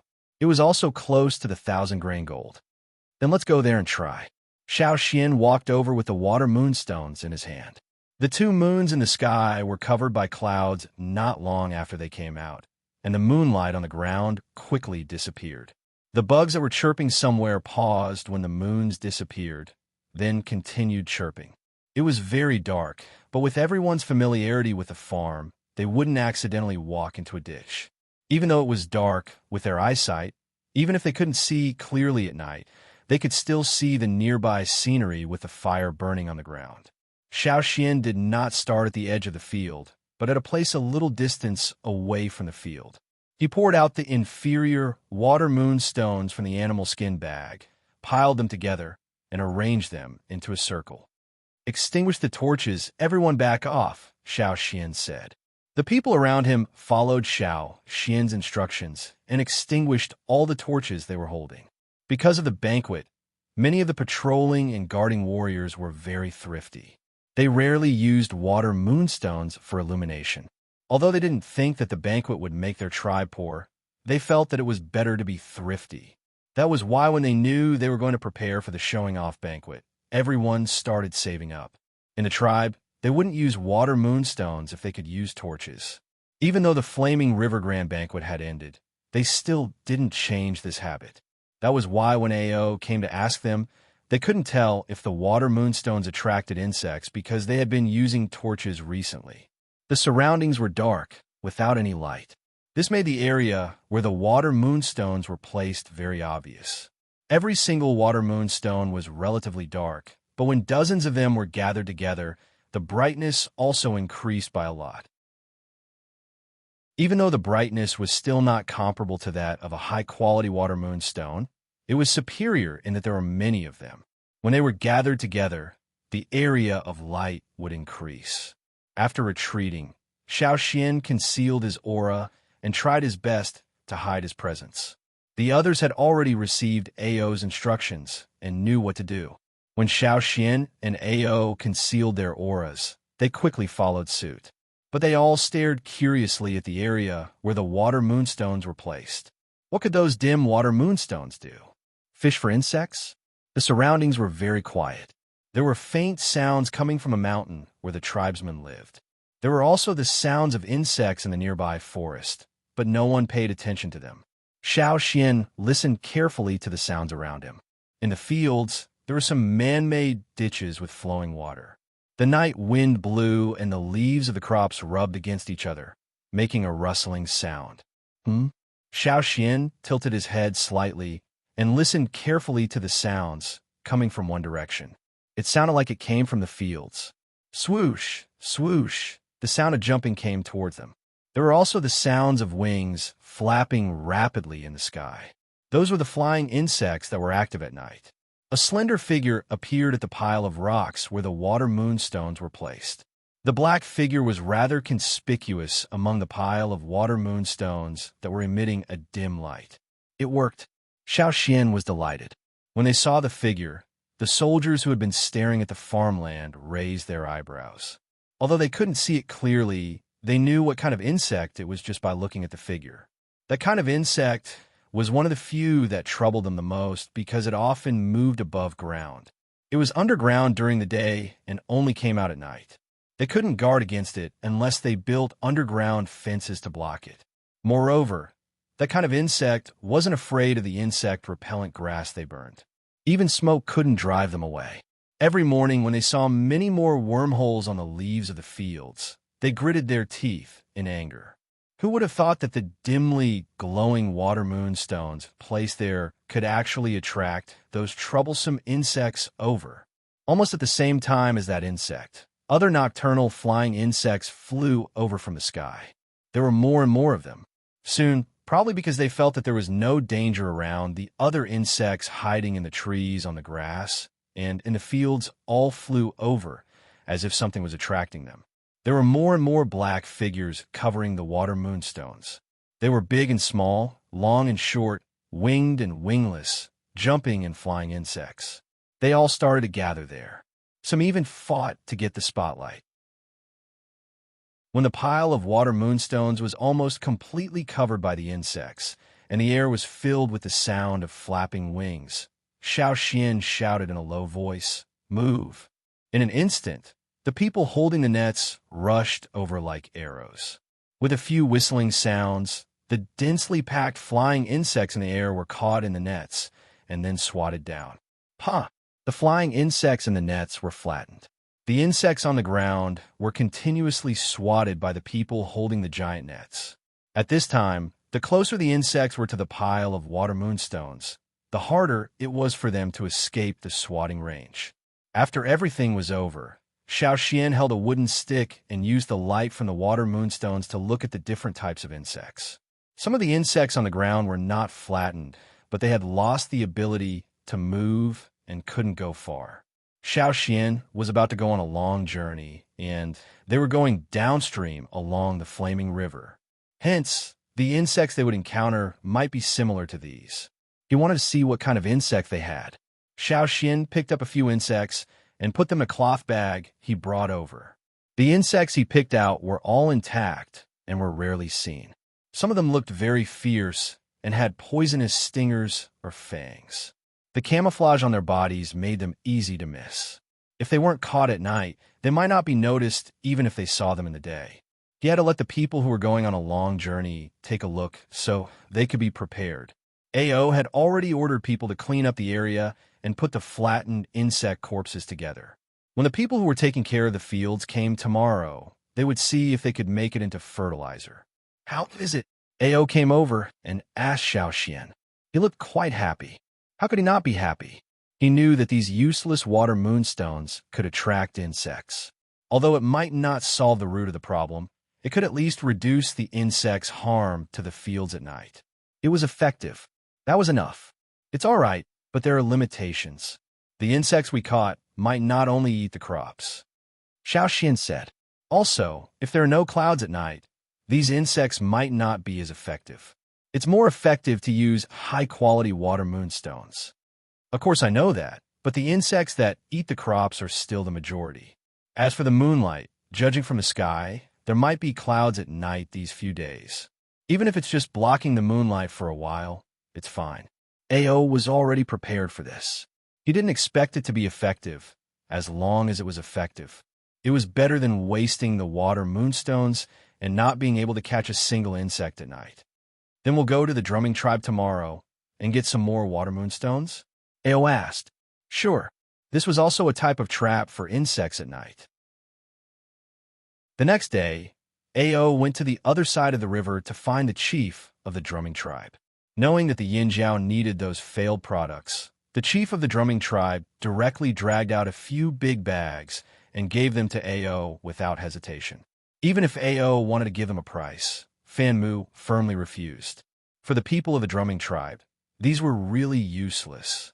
It would be a waste to keep them in the warehouse. They couldn't sell them at a high price, so they just gave them all to AO. However, AO didn't take all of them. He took nearly 2/3 of them and left 1/3 for the people of the drumming tribe. By the way, he told the people of the drumming tribe about what happened last night, which was agreed by Xiaoxian. The people of the drumming tribe were now short of food. Although they didn't like to eat insects, the insects that flew out from the forest on the other side of the river tasted good. Moreover, those insects had already begun to fly across the river. It was just that the people of the drumming tribe lived too close to the fire pit where they used to put the fire seed. Even if the fire seed no longer existed, there were still some remnants of its smell in the fire pit, so those insects didn't dare to fly close. You can do this. Fanmu felt very curious.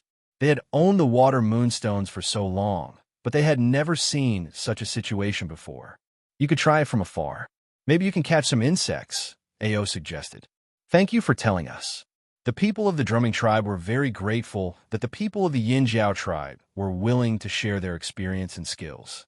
That night, they let the people on patrol try it.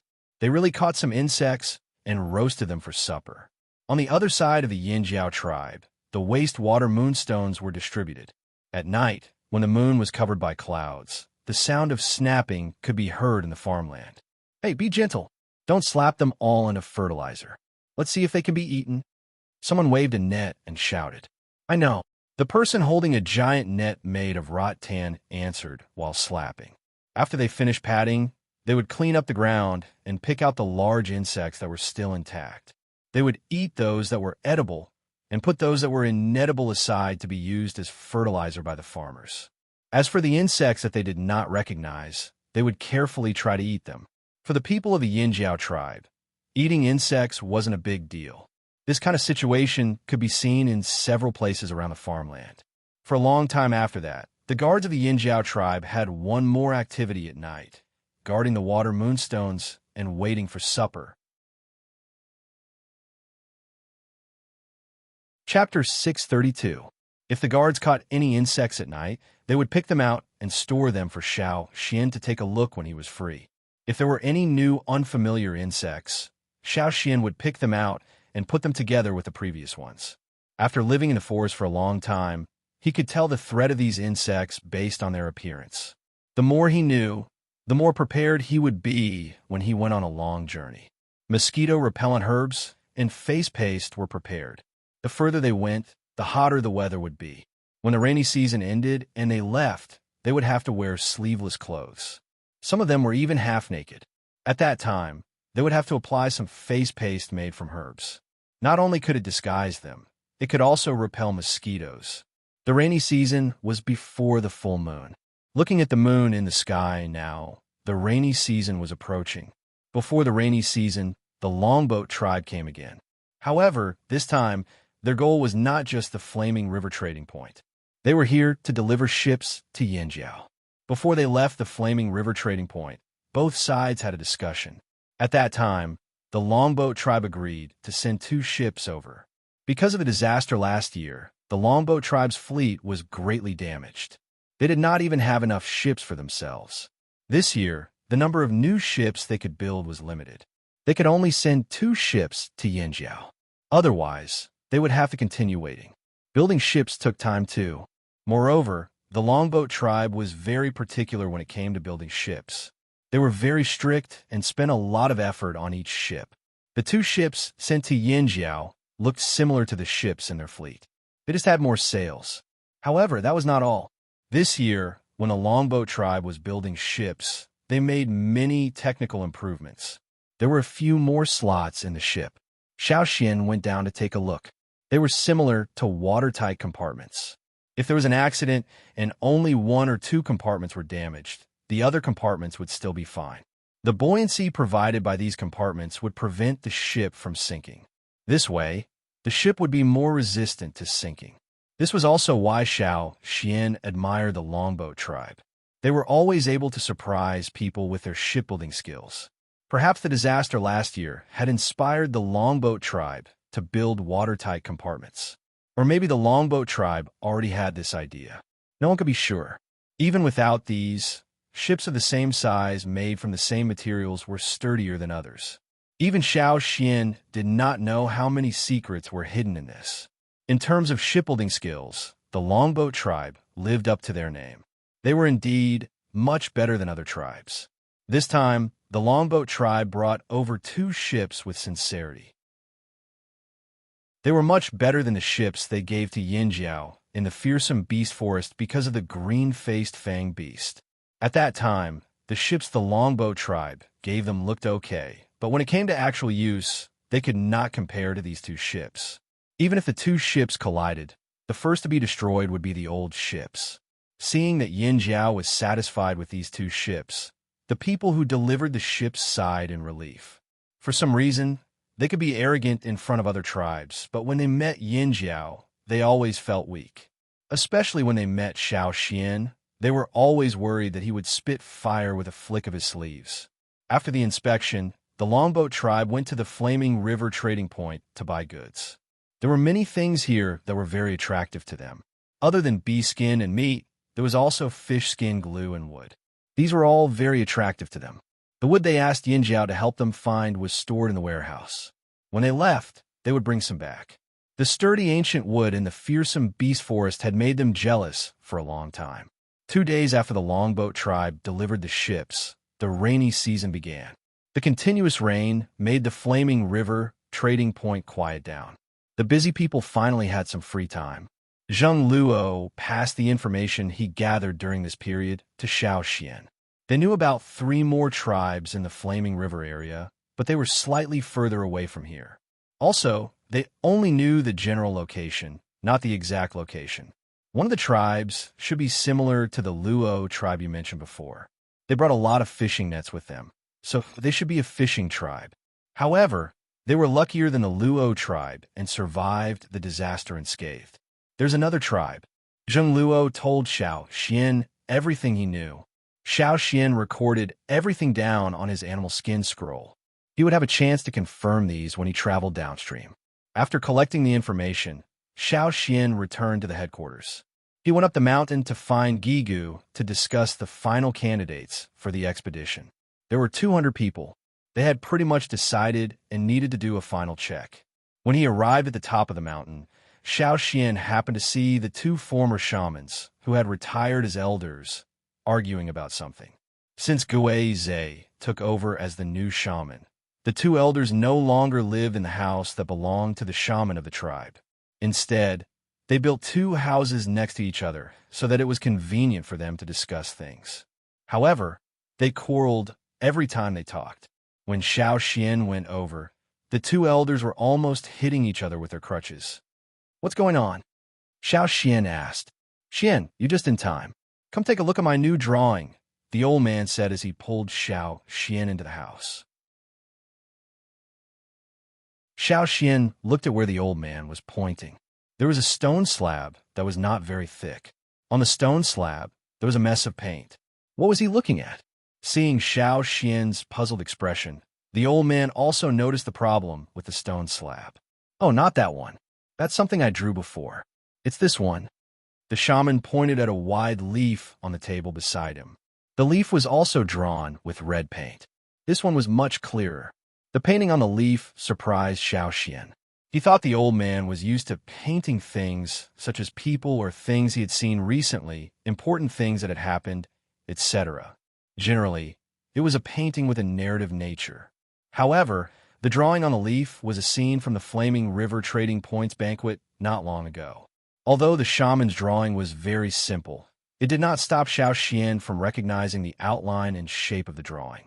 Xiao Xian had heard about this scene many times. Someone had also drawn it for him, although it was not very vivid.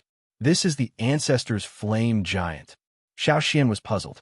He did not understand what the old man was talking about. These 2 were arguing so fiercely because of the ancestor's flame giant? Yes. The old man was very excited. He carefully picked up the leaf and pointed at the drawing on it.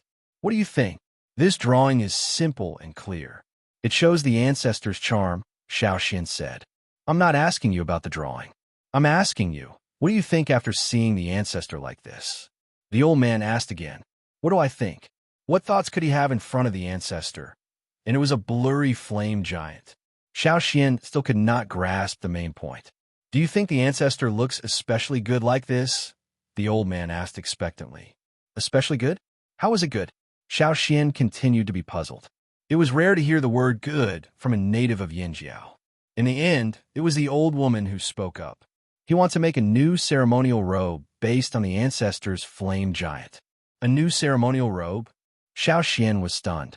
He looked at the drawing on the leaf again. Looking at it this way, there was indeed a kind of elegance and heroism of riding the wind.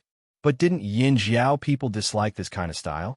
Didn't they all think that this kind of robe was useless for hunting? It was ugly as hell. Even Xiao Xian's thinking was affected by the years of exposure. Sometimes his aesthetic standards were abnormal. But now, Xiao Xian heard what the old man said. He thought the ancestor's style was really beautiful, and that it was a hint from the ancestor that it was time to change the ceremonial robe. But this was not a big problem. In Yinjiao people's hearts, the ancestor's style was good. Even if they didn't like it in the past, they would try to accept it if it was made by the ancestor. The old man wanted to change the ceremonial robe of Yinjiao tribes, but the old woman objected. It wasn't that she objected to the ancestor's style. She also thought the ancestor's style was good, but she didn't think everyone had to wear it. The ancestor was a first-generation shaman, so the robe could only be made for shamans. Xiao Xian imagined the elegance of those people. And then he imagined the tribesmen wearing animal skins, horns, and necklaces of animal teeth. They also had a cyan broadsword as wide as a person in their hands, white beast claw shoes, and a colorful snake belt around their waist. This strong contrast. You too can continue your discussion. Many of the changes were not caused by Xiao Xian. Instead, the people of this world changed spontaneously due to certain events. Chapter 633. This year's rainy season wasn't long. It ended in less than 20 days. After the weather cleared up, the temperature rose rapidly. They were about to welcome the hottest period of the year. At this time, the 2 moons were getting bigger and bigger. They didn't need torches at night to see what was going on around them. After Xiao Xian successfully protected the 1,000 grain gold from the second calamity, he brought his men onto the ship to prepare for this long journey. After the rainy season, the Flaming River's water level rose again. Because it washed away a lot of soil, the river water had a muddy yellow color.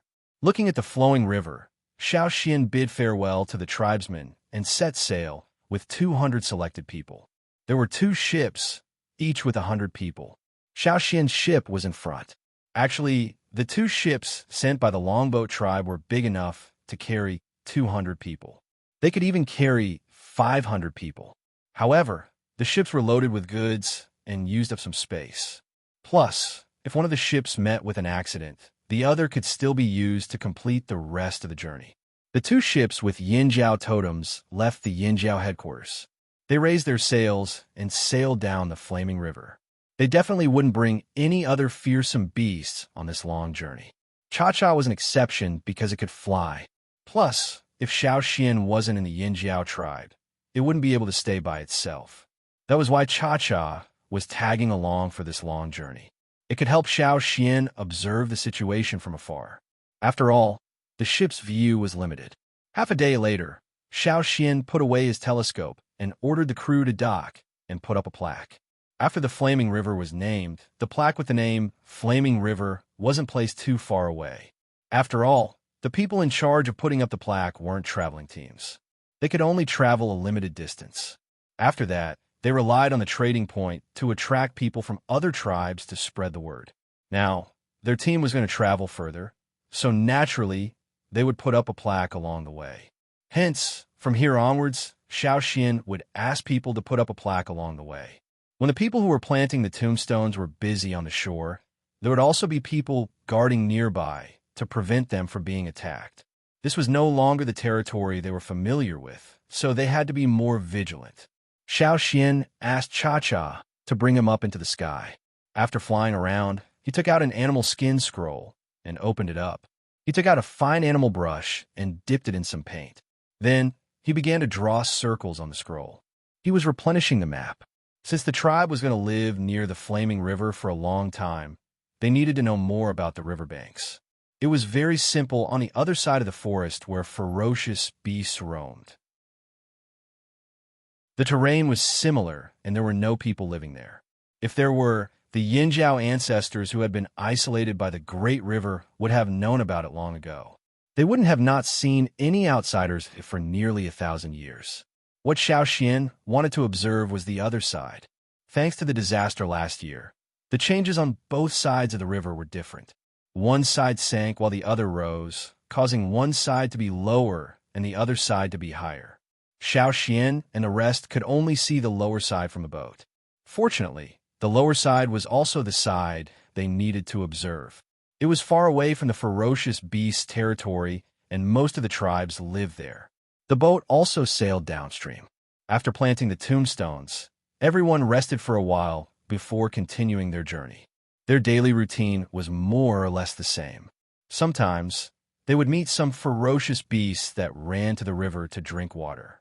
However, these beasts couldn't swim, so they could only roar at Xiao Xian and the rest.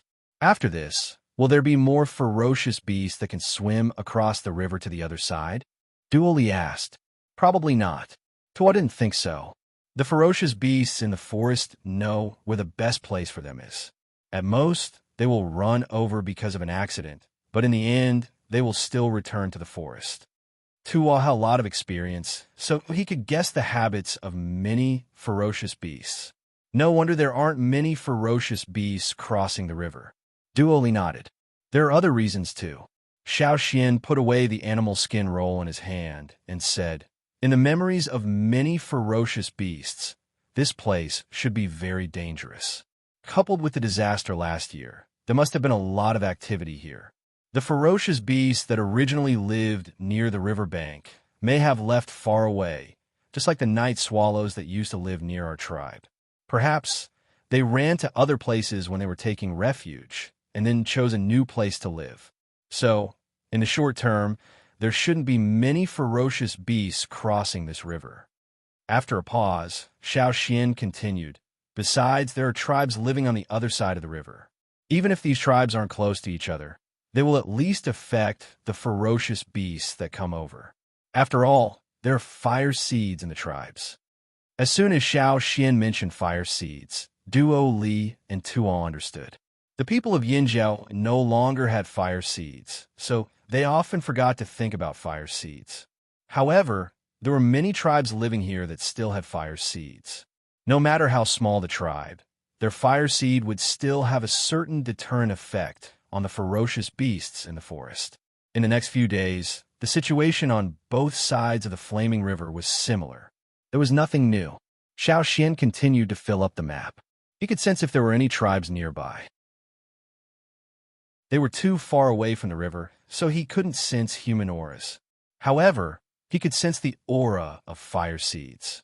Although it wasn't obvious, and some tribes even tried to cover it up, Xiao Xian could still sense it even if the shamans of the tribes came here personally. Due to time constraints, he couldn't go to each tribe to investigate. However, as long as he could sense the presence of a fire seed, he could understand some basic information. This was a new ability that Xiao Xian discovered recently. A few years ago, if he wanted to know what a tribe's fire seed was like, he had to get close to the tribe. Just like when he first crossed the river and sensed the drumming tribe's fire seed at the drumming tribe. Now he didn't need to be too close to feel it. Sometimes, because a tribe was too far away, he could only sense a vague presence. 10 days later, Xiao Xian had marked 7 dots on the map. 4 of the dots had totems drawn beside them, while the other 3 didn't. Those dots represented a tribe living there. If you looked closely, you would see that the tribes with totems were closer to the riverbank. The tribes without totems were further away from the riverbank. Xiao Xian couldn't pinpoint the exact locations of these tribes. He could only get a rough idea of where they were. The map he drew could only be used as a rough reference. At least it would let the Yinjiao people know how many tribes lived in the Flaming River area. If more people came to the Flaming River trading point in the future, he would get more information. Then he would fill up the map and take it one step at a time. If we go further, it should be the drumming tribe, right? Duo Li asked. Yes, that's what Zheng Luo told me. Xiao Xian looked at the information Zheng Luo gave him about the drumming tribe. The drumming tribe was the furthest from Yinjiao, so Xiao Xian remembered it clearly. The drumming tribe was a tribe that sold fishing nets at the Flaming River trading point. It was said that they lived by the Flaming River too. They were luckier than the Luo tribe that was wiped out during the natural disaster. They didn't suffer much damage, which meant that they were further away from the riverbank. Xiao Xian focused. If he couldn't concentrate, he might not be able to sense the tribes further away from the riverbank. Although the drumming tribe was good at making fishing nets and must have caught fish often before the natural disaster, this river wasn't easy to catch fish. They might have been fishing in other rivers further away from the riverbank. Xiao Xian told Cha-Cha in the sky to keep an eye on the rivers nearby. If he sensed anyone, he would alert him. Another day passed. Xiao Xian didn't sense the presence of any foreign tribe's fire seed. Cha-Cha, who was given an important task, also didn't see any signs of human activity. Other than the Flaming River, there were no other rivers nearby. There were no lakes either. At most, there were a few thin mountain springs. Perhaps because of the lack of rivers, there weren't many plants growing in places far away from the Flaming River. The rolling mountains looked very monotonous. On both sides of the river, there were 2 different sceneries. On one side of the river, there were lush forests. From a high vantage point, it was verdant and lush. Further away, there were towering ancient trees. Compared to the other side, it was like long hair and short hair. There were no other rivers. Just by looking at the forest, one could tell that it wasn't suitable for farming. The vegetation wasn't lush, and there weren't many beasts living there either. If that was the case, the possibility of a tribe living in this area was even lower. Is the drumming tribe really here? Are they lying? Duo Li asked. It wasn't just Duo Li, the others thought so too. Not every tribe would tell the truth when they went to the Flaming River trading point. Some would only give a rough location. Even if you really went there, you might not be able to find them. Just like the drumming tribe. You knew where they lived, but very few people could find their nest. Some tribes didn't even tell the truth. They even pointed in the wrong direction. Maybe we've already passed by the drumming tribe, Tua said. On Xiao Xian's map, there were 3 areas marked with tribes living there. They didn't sense any totems. Perhaps the drumming tribe was in these 3 areas. That's possible. Xiao Xian nodded in agreement with Tuo's guess. After some thought, he took out the fishing net the drumming tribe brought to the Flaming River trading point. The people from the drumming tribe brought the fishing net to the Flaming River trading point to trade for things. These fishing nets were kept by Zheng Luo. Xiao Xian brought 2 fishing nets from the drumming tribe with him this time. If they couldn't hunt any beasts, they could try fishing with these nets. The drumming tribe's fishing net was different from the Luo tribe's. The Luo tribe's fishing net was thinner, while the drumming tribe's fishing net had different sizes.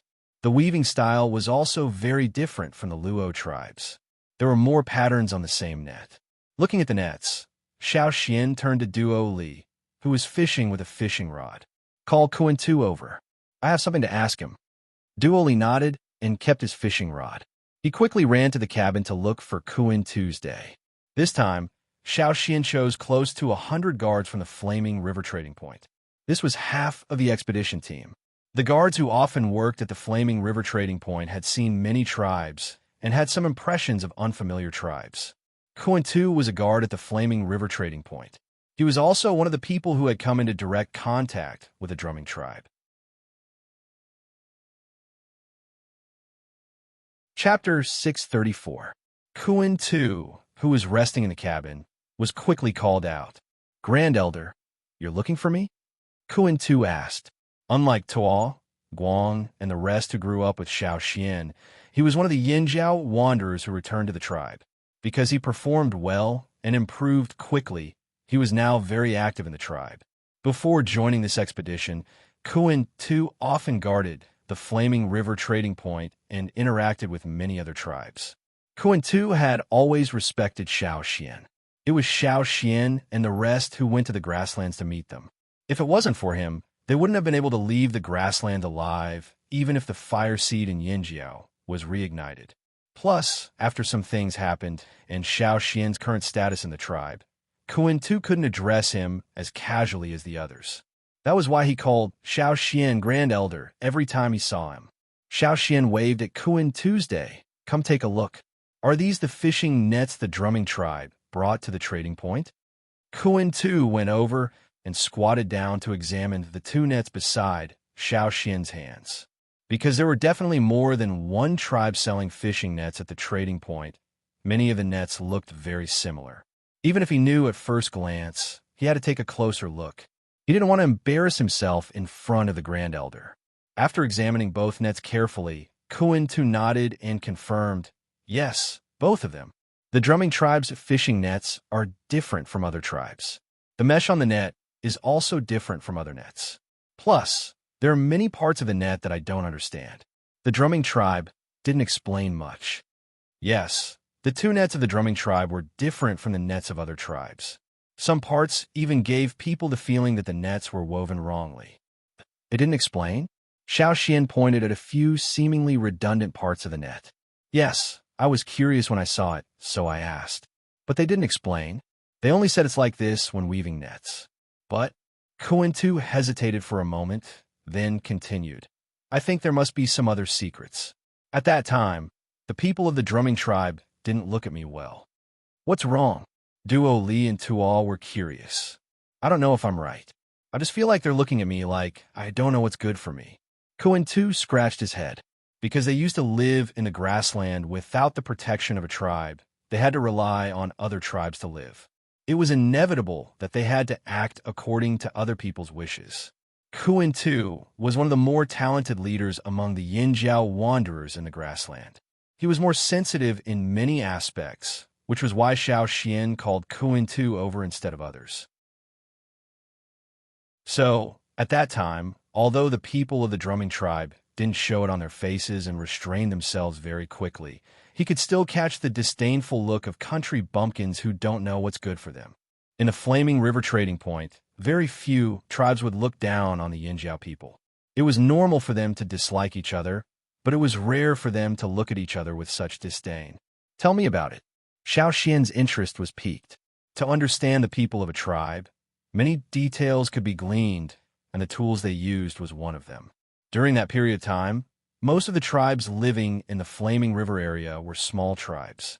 Because of this, when they saw the Yinjiao army, they were even more nervous and uneasy. But whether it was Zheng Luo's or Kuan Tu's opinion, the drumming tribe clearly did not belong in this category. Although the people of the Ji tribe were also surprised and curious when they were in the Flaming River trading point, they were more arrogant than the other tribes. Xiaoxian was not unfamiliar with this. Usually, tribes like this were the ones who had the upper hand in their own territory. They were not the ones who were oppressed. So, the drumming tribe is definitely not a small tribe like the drumming tribe. Xiaoxian picked up a net and asked Duo Li, Tuo, and Kuan Tu to pull it open. Then, Xiaoxian carried a wooden stake over. They had cut it down and left it to dry on the boat. When the time came, they would chop it up and use it as firewood. Xiaoxian single-handedly picked up a tree that was as thick as a person. He looked at the net that was more than 10 meters long that was pulled up by the three of them. If it was fully opened, the net would be more than 20 meters long, almost 30 meters long. Zheng Luo had only gotten these two nets not long before Xiaoxian left. He was too busy to study them, so Xiaoxian decided to give it a try. Looking away from the net, Xiaoxian looked at the wooden stake in his hand. Then he used his knife to poke a few holes in the wooden stake and stuck a few branches in it. It looked like the horns of a deer. Then, Xiaoxian grabbed the wooden stake with horns on both sides and approached the net. When Xiaoxian first approached the net, he couldn't see anything. However, when Xiaoxian touched the net at the other end of the wooden pile and continued to move forward, the net that originally looked normal made a ping sound. It was as if a switch had been turned on. As it was turned on, the net began to change. Whether it was the three people pulling the net or the people around them, they all stared at the net. They saw that there seemed to be another net on the net. When the net maintained its original grid to block the prey, the hidden net began to shrink towards the spot where the prey hit the net. Because Xiaoxian's movements weren't fast, and he used his strength slowly, all the changes were clearly seen by everyone present. This, two nets. Isn't this a fishing net used to catch fish? How can this be? Everyone was astonished. After Xiaoxian continued to use his strength to push the wooden stake forward, the second net was finally pulled in. The second net was firmly tied to the wooden stake. The first net was like a bag that caught the prey that hit it, while the second net played a binding role. While trapping the prey, it also tied up the bag at the same time. Such a net, with dummy posts, is secretly set up on the path that the prey must pass. If the prey runs into it, or is chased by the hunters and runs into it, they will definitely be tied up. If a deer with horns hits it, its antlers will be tightly entangled, or even its neck. The more it struggles, the tighter the rope will get, and it might even be strangled to death. Xiaoxian said. Because he had some knowledge about lassos, Xiaoxian could see more clearly than the others. The people in the tribe also knew about this, so they did not doubt Xiaoxian's words. This net is used to catch deer, sheep, and other prey of similar sizes. Xiaoxian concluded. He did not know what kind of plant this net was made from, but it had been refined to make it even sturdier. It was more than enough to catch normal beasts. It really isn't a fishing net. Duo Li was shocked. That means the drumming tribe doesn't necessarily live near the Flaming River. Maybe they don't even live near the Flaming River, but somewhere else inland? Tuo pondered. No, they definitely live near the Flaming River, and they definitely aren't too far from it. Xiaoxian said with certainty. As he spoke, Xiaoxian picked up the second net. This net was different from the first one. The method of weaving and the straw rope were different as well. The first net was made from straw rope that was tightly woven and very sturdy. There was no way to find a gap in the rope. If a thorn wanted to pierce through the rope, it would take a lot of effort. But the second net was made from straw rope that was completely different. It was made from thin strands of plant material that had not undergone the weaving stage. He had Duo Li and the others pull up the net again. For the second net, Xiaoxian did not use a wooden pole to test it. Instead, he started from the food scraps. There were some leftover piranha bones there, which Duo Li had caught and roasted when he was bored. The piranha's large head and mouth, full of sharp teeth, were very recognizable. Xiaoxian broke off a piranha skull. When it opened its mouth, the sharp teeth were very obvious. Xiaoxian placed the fish's mouth full of sharp teeth on the net and bit it. Then, He moved his jaws so it looked like he was biting the net continuously. If it was a normal fishing net, there would definitely be teeth marks left on the rope. If the net was not sturdy, it would be quickly torn apart by these piranhas. But now, this net seemed to be in perfect condition even after the fish's mouth closed dozens of times. On the ropes that were woven into the fishing net, there was a thread-like structure that separated towards the sides of the fangs when the fangs bit. Therefore, every time the fangs bit, they would directly pass through the net rope.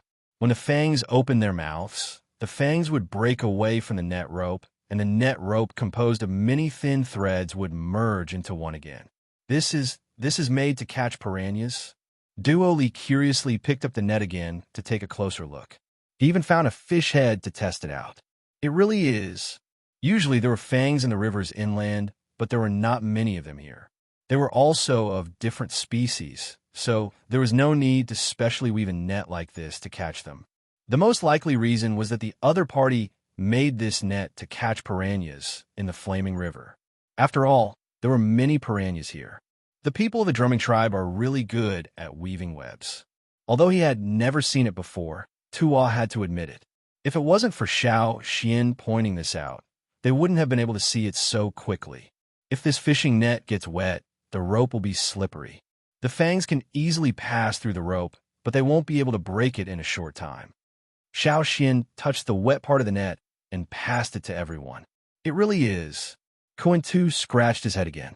No wonder the drumming tribe people looked at him like that. He really thought he was blind and couldn't tell how good this net was. With this net weaving technique, the drumming tribe definitely won't starve. In fact, they'll live a rich life, Xiao Xian said. But the drumming tribe isn't here. We followed the river and didn't see the drumming tribe. Otherwise, Grand Elder would definitely know. Kuan Tu didn't understand. Since we still haven't seen them, then the drumming tribe might be even further away from us. Xiao Xian looked ahead.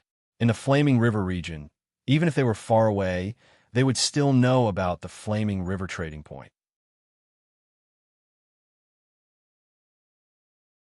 Chapter 635. The drumming tribe's matter made everyone in the group take it seriously. If the drumming tribe wasn't an aggressive tribe, then it was fine. Even if it was just a small fight, it wouldn't affect Yinjiao. But if the drumming tribe was aggressive, then they had to be on guard. Of course, Xiao Xian didn't think that the drumming tribe was an aggressive tribe that stole other people's belongings for a living. If they specialized in stealing, then why would they have the time to improve their skills? Plus, if the drumming tribe was a high-profile tribe, why hadn't anyone heard of them before? Even Yinjiao's expedition teams had never heard of this tribe when they visited several large trading areas in the inland. The expedition teams had never even mentioned them before, so the Pu tribe didn't know of their existence either.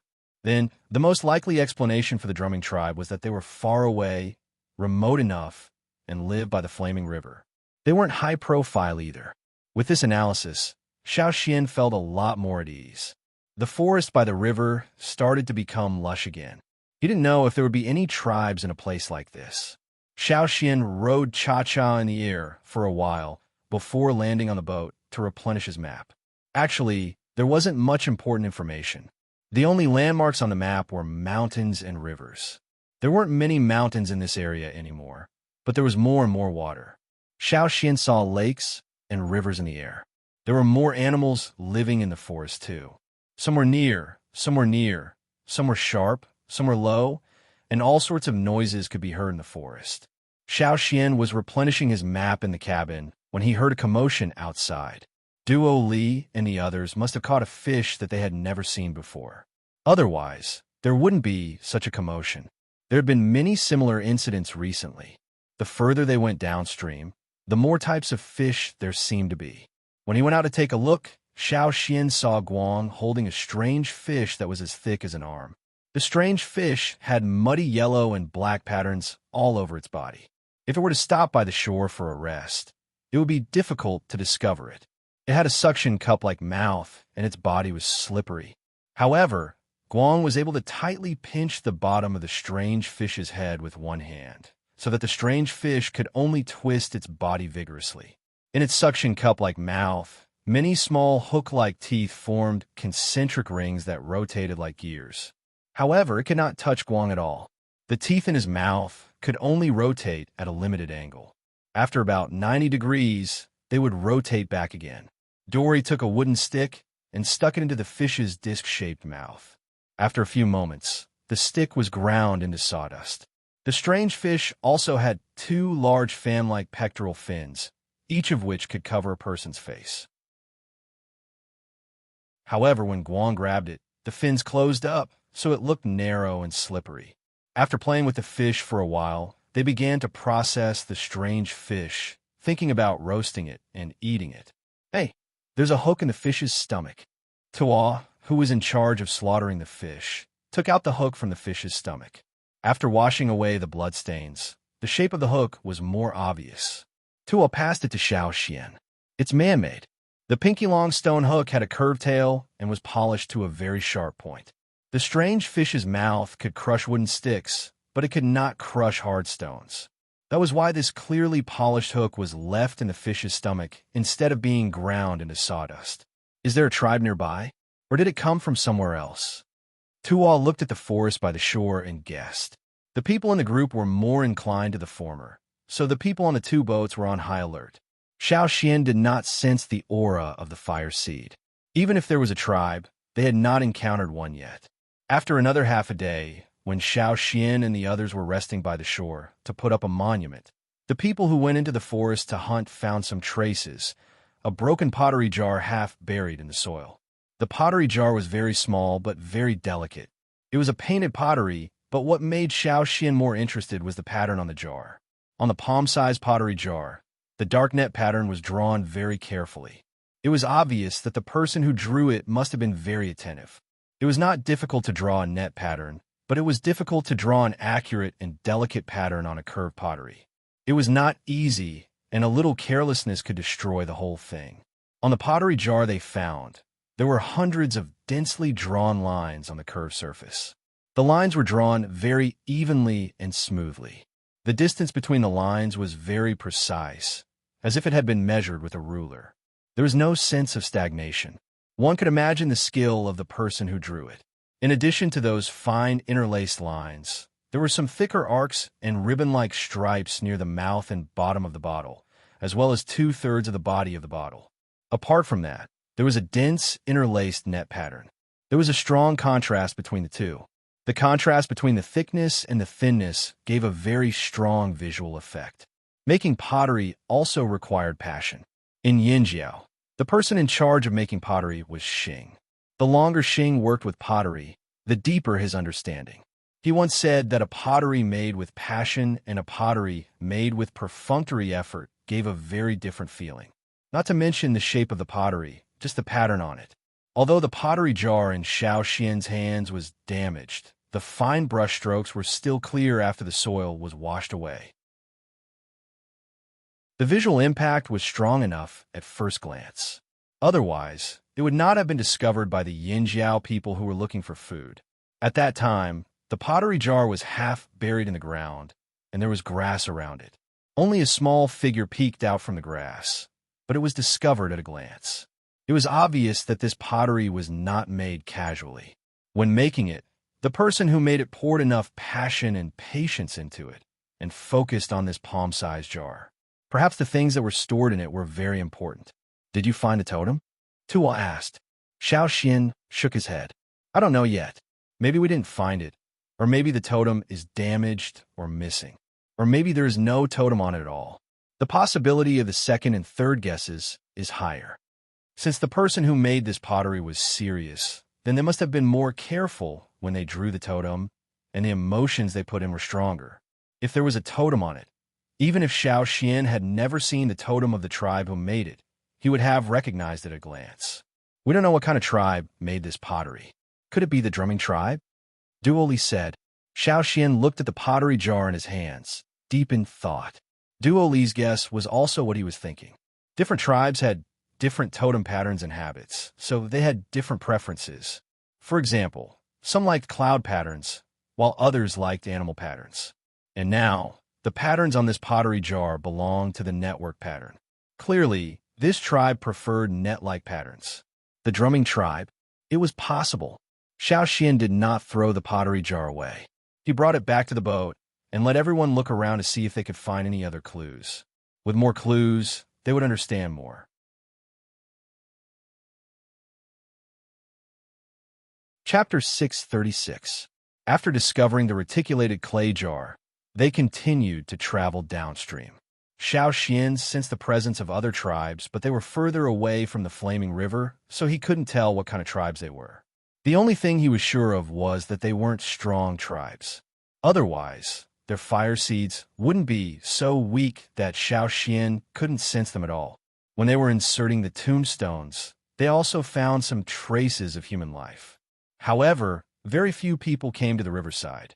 Although there were traces, they were not new. Later on, the utensils and tools were found. There were also pottery and tools with patterns on them, as well as pottery and tools of other patterns. It was obvious that more than one tribe had been here before. There should be more tribes in the future.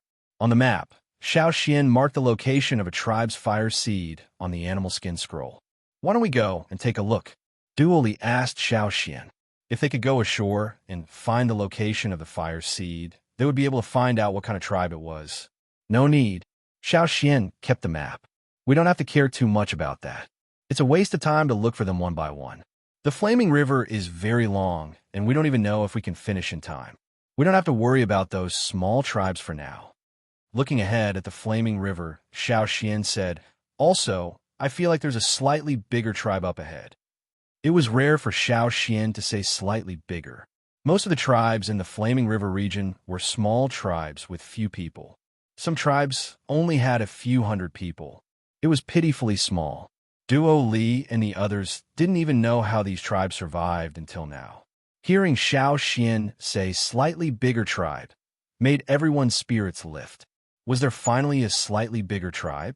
If the tribes in the Flaming River region only had a few hundred people, they wouldn't be a problem for Yinjiao. However, the overall strength of the tribes in the Flaming River region was too weak.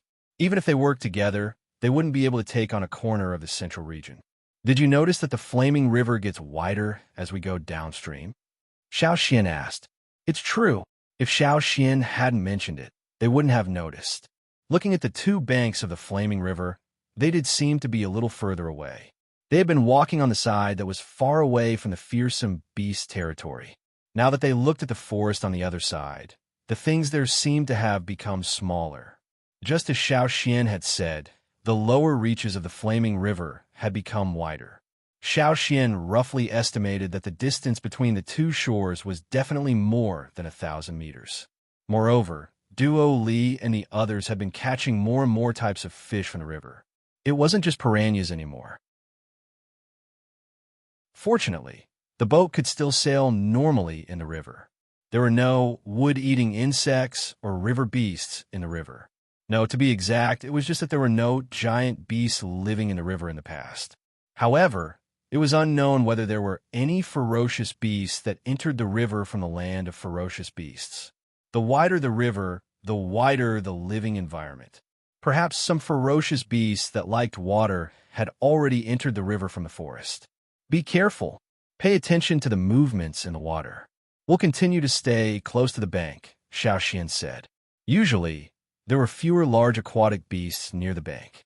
In the middle of the river, there were more large aquatic beasts. Xiao Xian and the others still didn't know if there were any giant beasts in the river that they didn't know about. It was always better to be careful. Moreover, if they were close to the bank, they would be able to get to the bank in time if something happened. "Where's Cha-Cha?" Xiao Xian looked around at the sky. He didn't see Cha-Cha. "Want to look for food?" "I didn't see him just now," Tuo said. Xiao Xian didn't mind. It had been like this for a while. Every time he brought Xiao Xian up to the sky to observe, Cha-Cha would run away to play by himself. Perhaps he would go to scout ahead, or perhaps he would run to the forest near the land of ferocious beasts to look for food.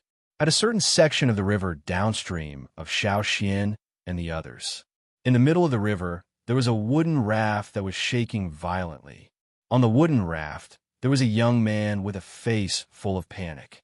He held on tightly to the raft to prevent himself from being thrown off. If he was on the wooden raft, he still had a chance to live. However, if he was thrown into the water, he would be finished. The reason why the wooden raft was shaking so violently was because there was something in the river pushing against it. On the bank, there were a few young men standing there and shouting. Even if they wanted to help, there was nothing they could do. They couldn't go into the water. If they went into the water, they would die. If they were swallowed by the fish in the river, they would also die. Shoot arrows? It was useless. The fish in the river was too smart. It wouldn't give them a chance to shoot.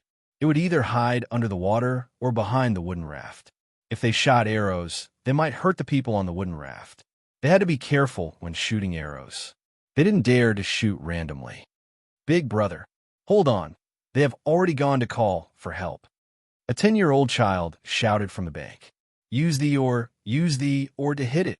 Bullshit. Don't listen to him. Don't hit it with the oar. That will only make it angrier.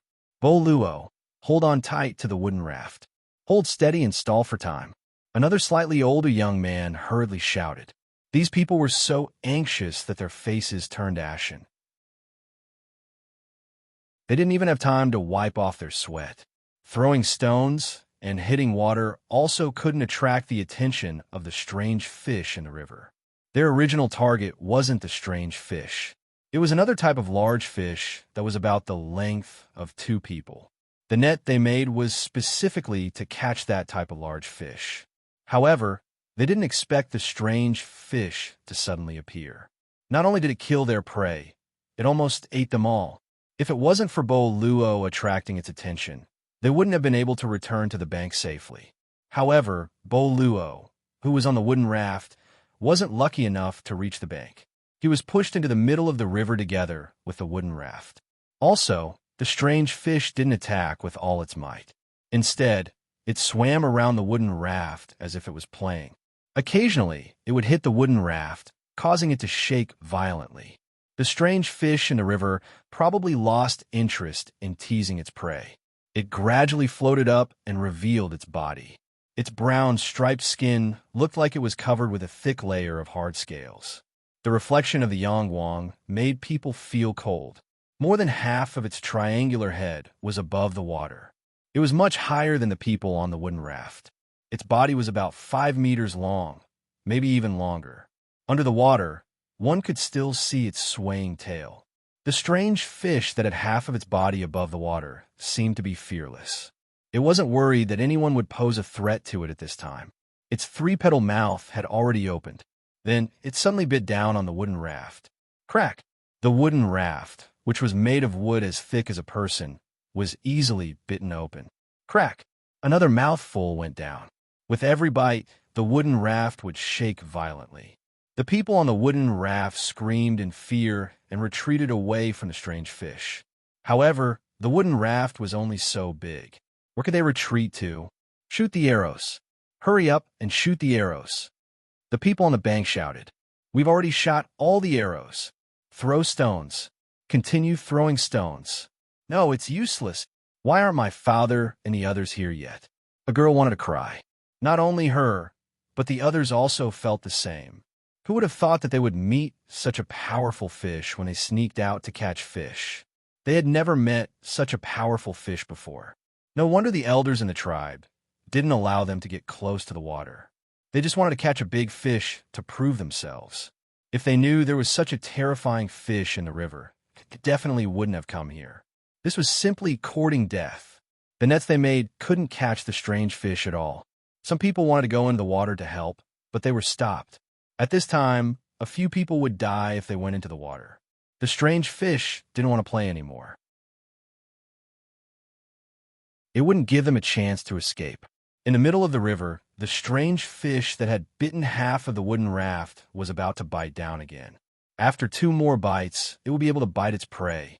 However, after opening its mouth, the strange fish suddenly stopped.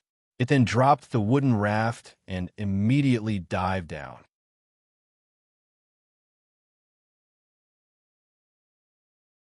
Chapter 637. Even though the strange fish reacted quickly, it was still too late. A gust of wind blew past. The surface of the river was cut open like a piece of cloth. The strange fish that had just dived into the water was caught and lifted up. Then, with a sizzling sound, the thick smell of blood filled the air. Luo, who was originally on the wooden raft and wanted to jump into the river, felt a huge wave hit him. If he wasn't holding onto the raft with one hand, he would have been blown away. Luo couldn't open his eyes because of the river water. There was the smell of blood in the air, and there seemed to be something else. When he opened his eyes, he saw something falling from the sky into the river in front of the raft. The waves from the impact made the raft shake even more violently. It was a strange fish that had been torn in half. After it fell into the river, the tail half sank and soon disappeared.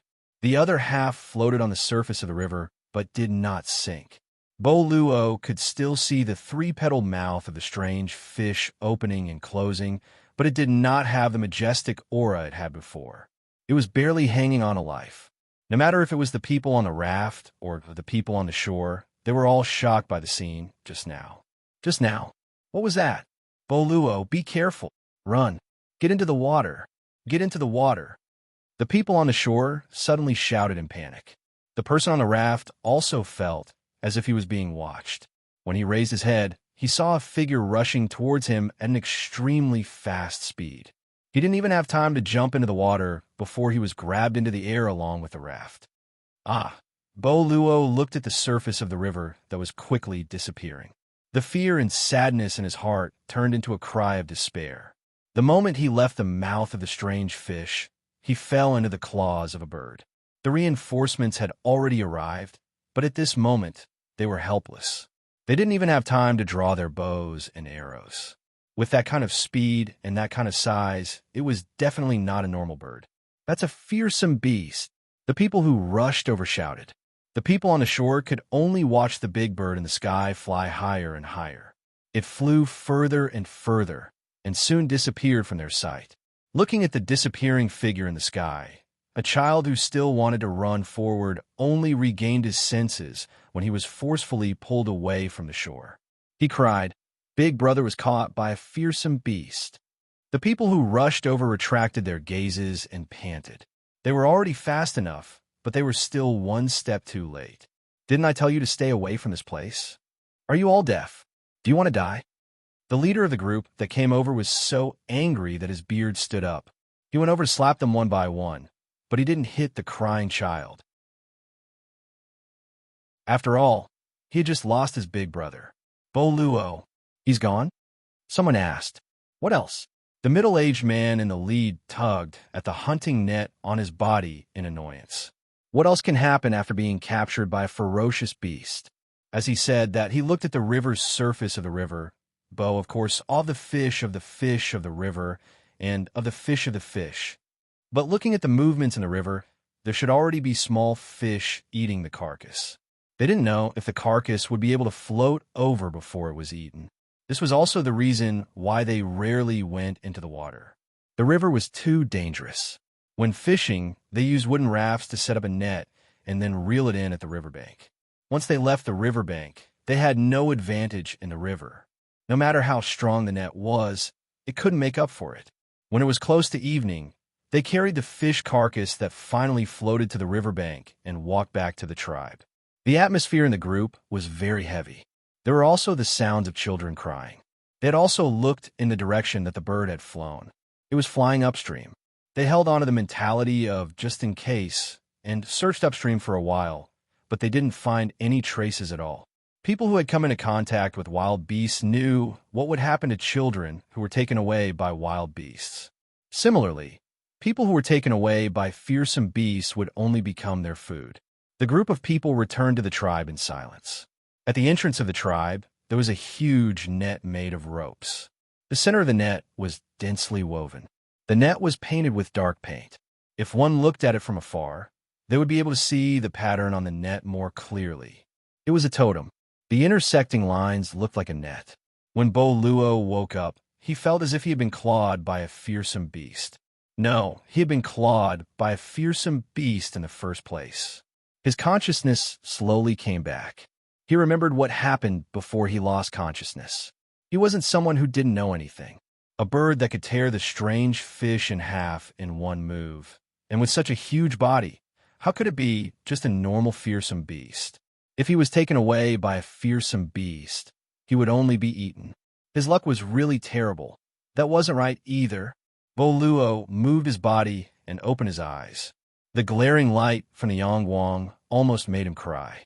After a while, he raised his hand to block the light from the Yangwang. When he opened his eyes, the movement of his hand caused his whole body to hurt. He was alive. He was still alive. Thinking of this fact, Boluo was very excited. But what happened? Without knowing the situation around him, he didn't dare to move. Sometimes, when he met a wild beast, he had to pretend to be dead. What if there was still a fearsome beast nearby? Carefully turning his head, Boluo saw some unfamiliar buildings and unfamiliar people. Boluo suddenly sat up. Around him, there were people sitting or standing. They all looked at him with curious eyes. Whose house was this? There was the sound and smell of the river. Even if he hadn't seen the river yet, he was sure of it. Also, the house was shaking slightly, just like when he was standing on the raft. Floating on the water? Which tribe's house floated on the river? Boluo couldn't think of anything. Yo, you're awake? A man squatting on the ground and spinning a fishing rod looked at him with a smile. You saved me? Boluo asked. He had never seen these people before. They didn't look like people from any of the tribes he knew. He could tell just by feeling. These people looked very strong. Even the girl next to him, who looked about the same as his sister, was playing with a big river shell with one hand. It looked like she was just throwing a small stone. Although these people didn't look fierce, when they stared at Boluo, he felt like he was being stared at by a beast in the forest. He couldn't help but shiver. You could say that, said the young man, sitting on a short wooden stump. What did he mean by you could say that? Boluo's excitement from finding out that he was still alive had subsided. His mind was racing as he looked at the people in front of him. How was he saved by these people? Did they fight with a fearsome beast? Or was it that the ferocious beast that caught him abandoned him midway and ran away? How did you meet me? Did you see a very big bird? A fearsome beast. It must be a fearsome beast, Boluo asked. After he asked, Boluo realized that the atmosphere was strange. The people in front of him all smiled at him. He felt like something was wrong. Boluo scratched the goosebumps on his arms. Sensing something, Boluo turned his head and looked behind him. Then he slowly raised his head. A big bird 4 times his height was standing there, staring at him. After a moment of silence,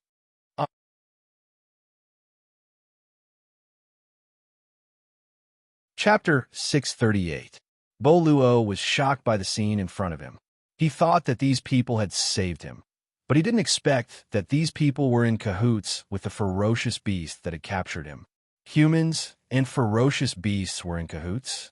It was hard to imagine. Boluo had always thought that he was a brave person, but from the incident when he was fishing to what he was seeing right now, each incident was more shocking than the last. Looking back at the people around him who were still calm, and then looking at the giant bird standing behind him, he wanted to scream again, but he still suppressed the shock in his heart. He took a deep breath, calmed down his turbulent emotions, and tried his best to calm himself down and think about what to do next. You guys, Boluo pointed at the bird behind him and looked at the people around him. He suddenly didn't know what to ask. Seeing that he was shocked, Xiaoxian didn't beat around the bush and said, "Although I don't know what exactly happened, I think that it saved you." Saved me? It almost ate me. Boluo was about to refute, but after thinking about it, he realized that it was true.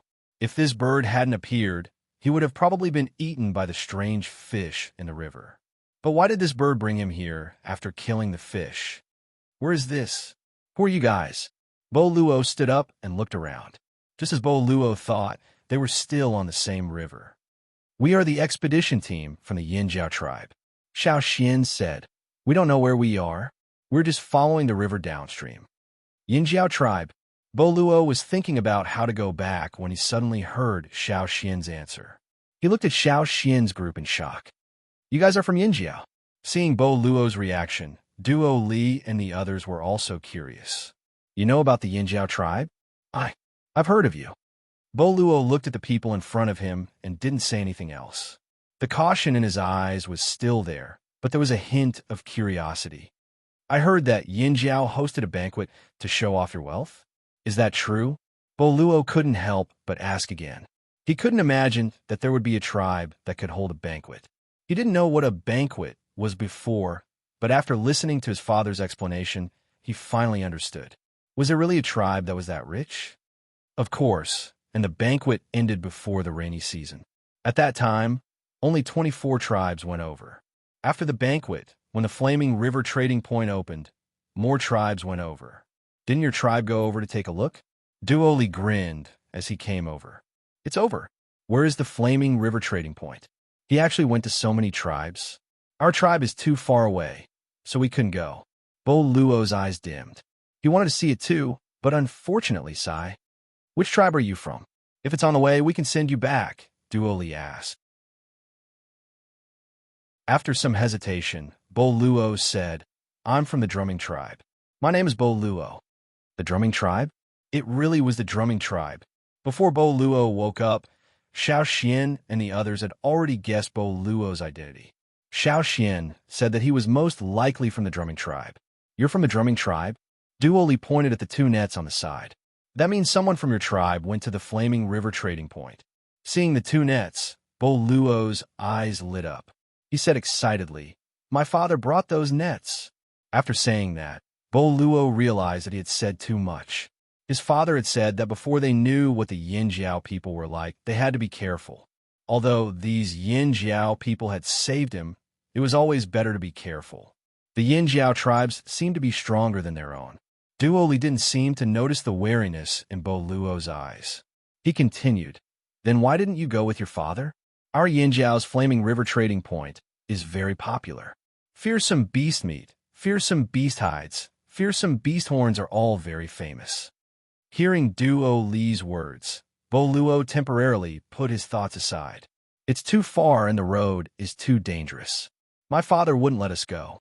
Your tribe even sells fearsome beasts. That's amazing. He, of course, Duo Li said proudly. He walked over and put his arm around Bo Luo's shoulder enthusiastically. They started chatting and briefly introduced the people around them to Bo Luo. He only introduced them by name and made a few jokes.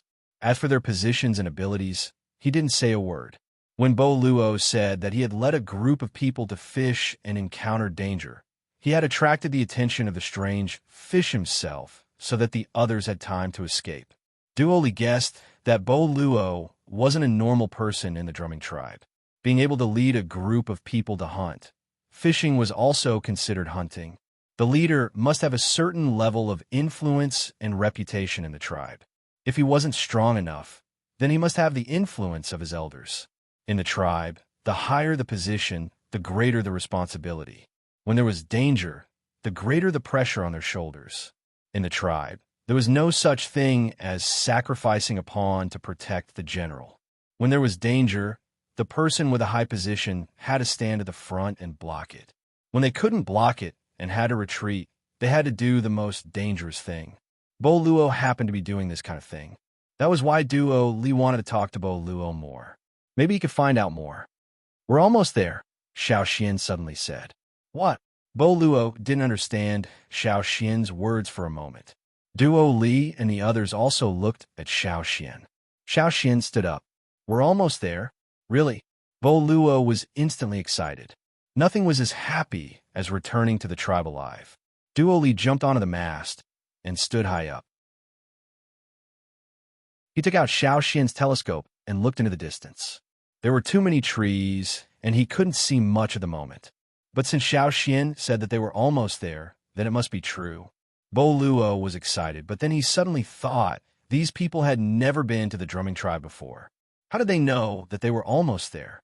Just as he was about to ask, Bo Luo turned around and saw Xiao Xian striding towards the ferocious bird. He jumped onto the bird's back. The boat shook violently, and Bo Luo almost lost his balance and fell. With a whoosh, a strong gust of wind blew past. Bo Luo looked into the sky and saw that the giant bird had already taken flight. It was flying high and far away. The people from Yinjiao could actually tame ferocious beasts. They rode on such a huge bird and flew into the sky. Bo Luo's eyes widened as he watched the giant bird fly into the distance. After a while, Cha-Cha flew back, but this time it didn't land on the boat. After Xiao Xian jumped off, Cha-Cha flew directly into the sky. It didn't leave but followed Xiao Xian's boat. That pineapple! After Xiao Xian finished drawing on the animal skin scroll, he looked at the person who was standing there, thinking about something. Bo Luo was confused. You're calling me? Yes, I'm calling you. Pineapple. Can you contact the people in your tribe directly? Like blowing a whistle or something, Xiao Xian asked. My name is Bo Luo, not Pineapple. Bo Luo corrected him. He thought about Xiao Xian's words and nodded. Yes. Do you want to blow it now? Wait, we haven't arrived yet. They might not be able to hear you even if you blow it now. I'll tell you when we arrive. Okay. Bo Luo was very happy to be able to return to his tribe, but he was also very conflicted. He didn't know if bringing the people from Yinzhao back to his tribe was the right decision. Xiao Xian stood at the bow of the boat and looked in a direction. In his mindscape, within the light shield wrapped in totemic flames, a pattern gradually became clearer. It was a totem wrapped in yellow flames. The lines of the totem pattern were intertwined and looked like a woven net.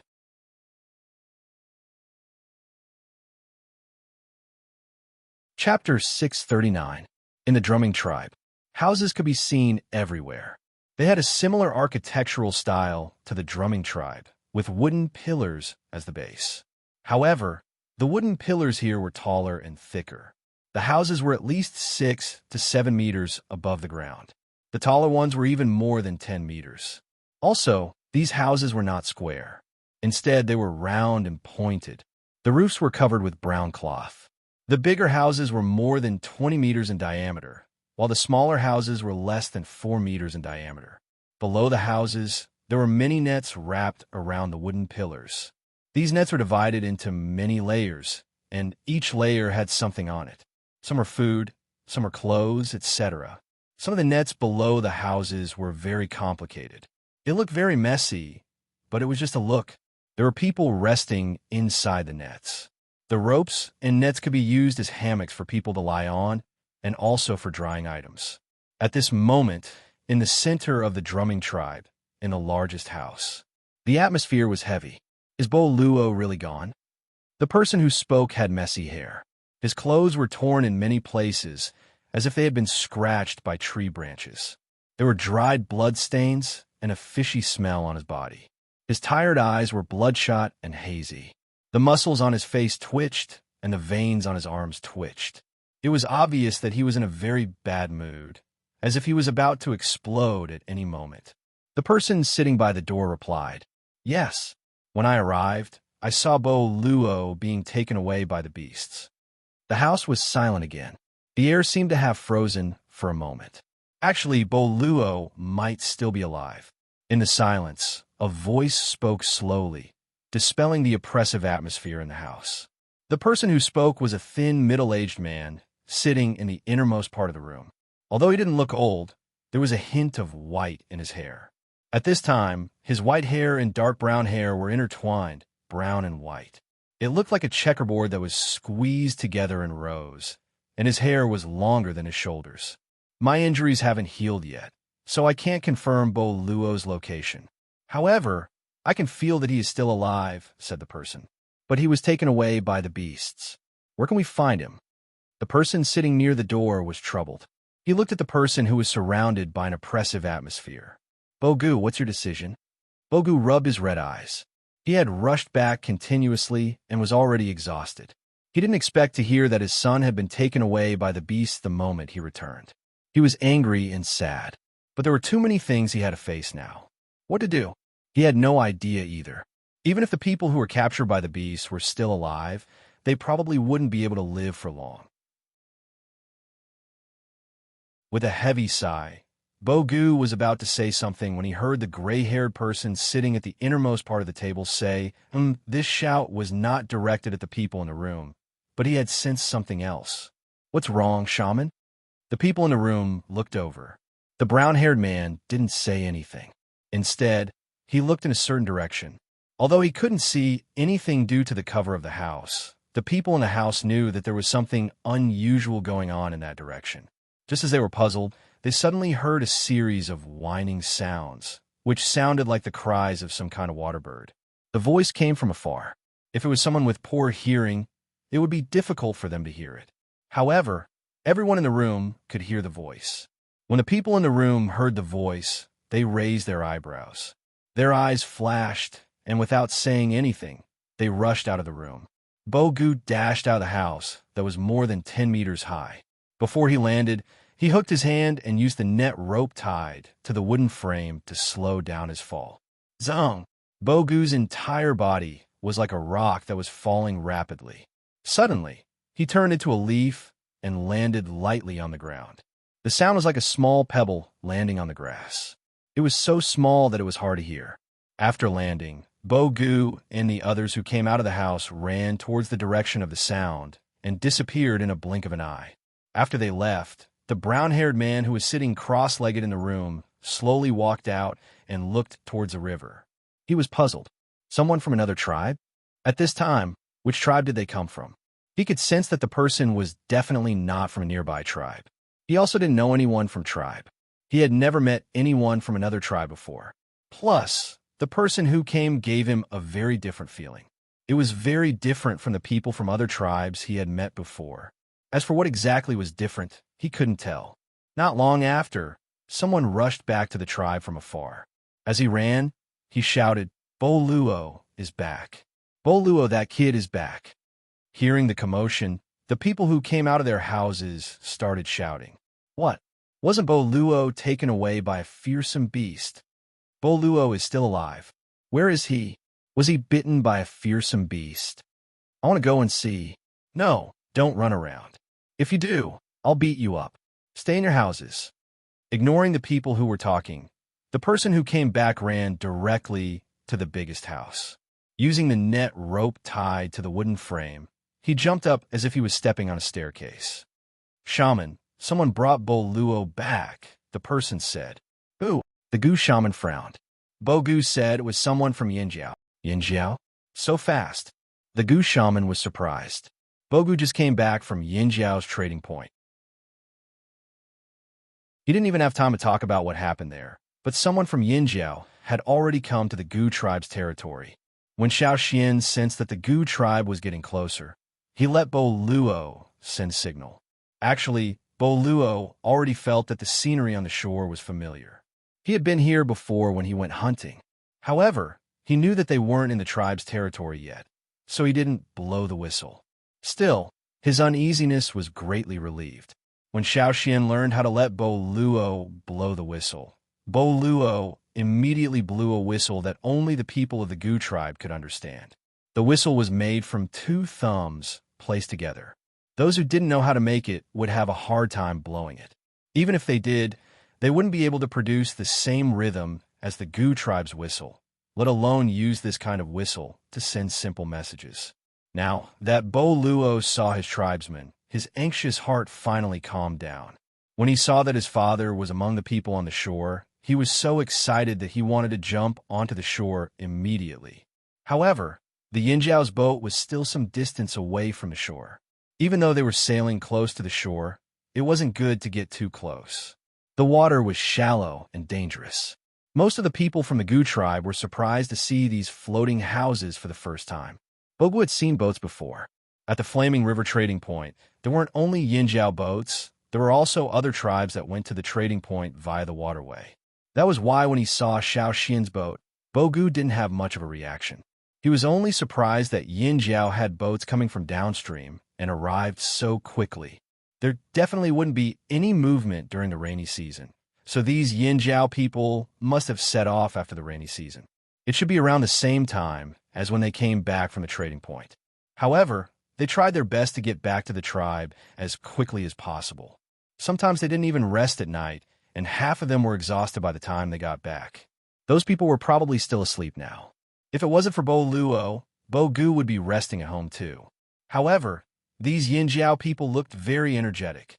Was it because of the boat?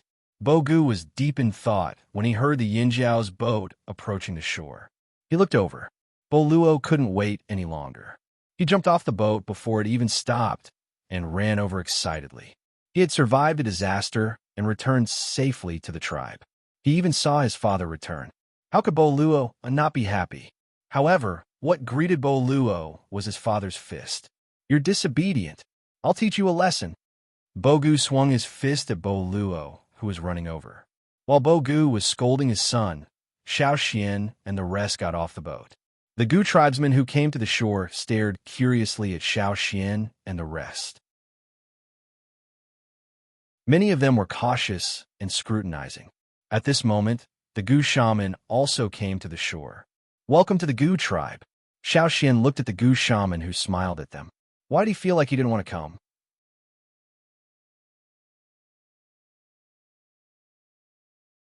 Chapter 640.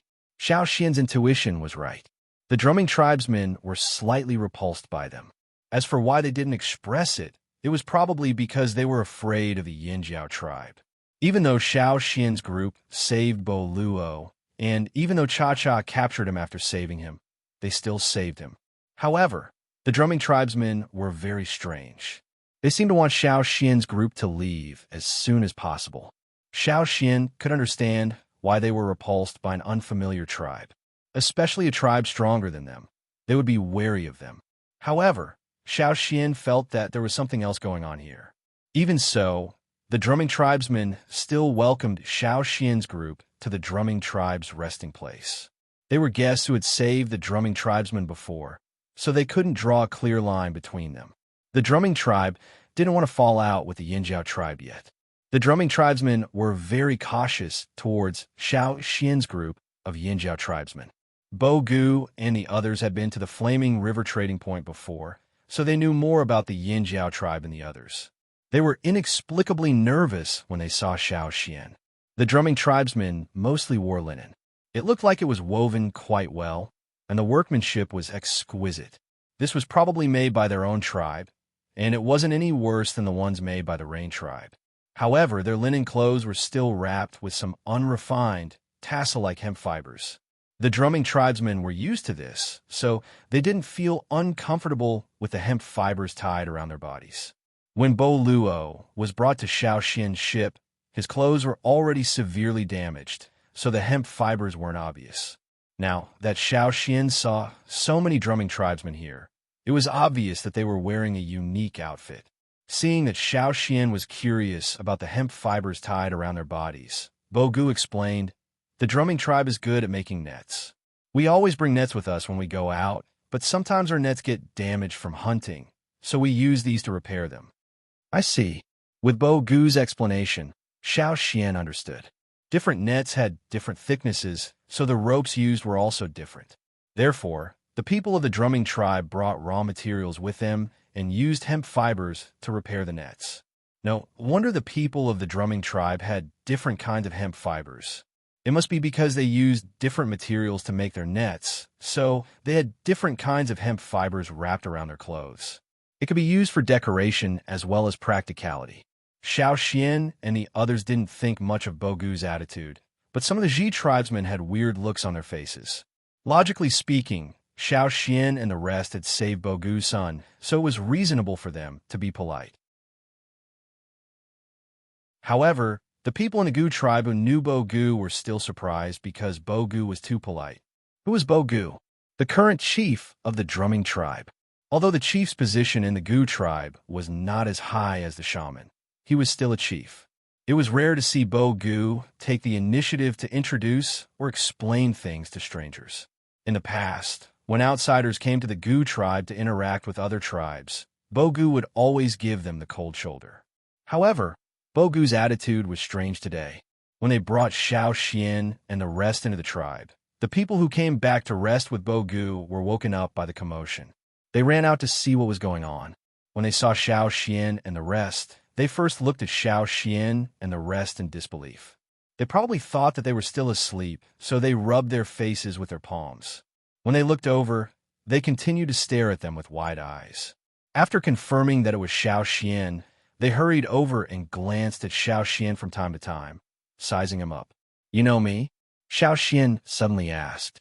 Bo Gu, who was thinking of how to greet the Yinjiao people, was shocked.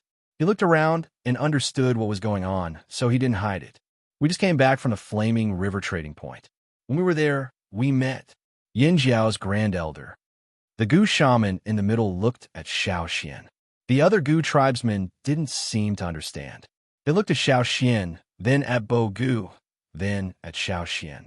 Grand Elder? This kid? Bo Gu, are you sure? Bo Luo, who was beaten up, couldn't care less about the injuries on his face. What? He's the Grand Elder. The Gu tribe had elders too. Their elders were the same as other tribes. They were either appointed by the previous chief or shaman after they retired, or they were appointed by those who contributed greatly to the tribe. However, this young man, Xiao Xian, was also an elder, and the Grand Elder, and the Yin Jiao's Grand Elder. They couldn't accept it all at once. No wonder Bo Gu was so polite to this kid. This must be the reason.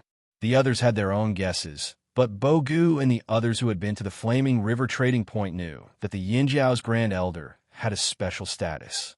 The Yin Jiao tribesmen seemed to respect this young Grand Elder. Plus, when Bo Gu asked around at the trading point, he found out that not only the Yin Jiao tribesmen, but many other tribes were also wary of this Grand Elder. When they talked about this Yin Jiao's Grand Elder, it was as if they had met a ferocious beast. Xiao Xian brought 100 people into the Gu tribe, while the other 100 guarded the boats by the river. The Gu tribe had more than 3,000 people. Although this number couldn't be compared to Yin Jiao's 20,000 people, it was considered a good number among the smaller tribes. The Gu tribe didn't lack food either. Fresh wild beast meat was enough to fill their stomachs. In order to welcome and thank Xiao Xian and the others for saving Bo Luo, the Gu tribe held a feast in the afternoon. It wasn't a feast to show off their wealth, just a normal welcome feast. They roasted meat over a fire and cooked soup in a clay pot. During this time, the Gu shaman even talked to Xiao Xian and the others. He mainly asked about Xiao Xian and the others' purpose for coming here. When he found out that Xiao Xian and the others were just taking a stroll along the flaming river, the Gu shaman heaved a sigh of relief. He didn't show it on his face, but Xiao Xian could feel it. The Gu tribesmen were courteous, but overall, they seemed to want them to leave as soon as possible. The Gu shaman took the initiative to tell Xiao Xian about the tribes further downstream. He even mentioned that there was a tribe downstream that produced beautiful beads. This interested the Yin Jiao tribesmen, especially Duo Li. His eyes lit up when he heard this. What kind of bead? Duo Li asked. The Gu shaman took out a bead the size of a thumbnail from his pocket. Cat's eye stone? Xiao Xian was surprised. He took the bead and examined it closely. It didn't look like it was made by humans. It looked more like it was formed naturally. However, these beads looked slightly murky and the eye in the middle was a little dim.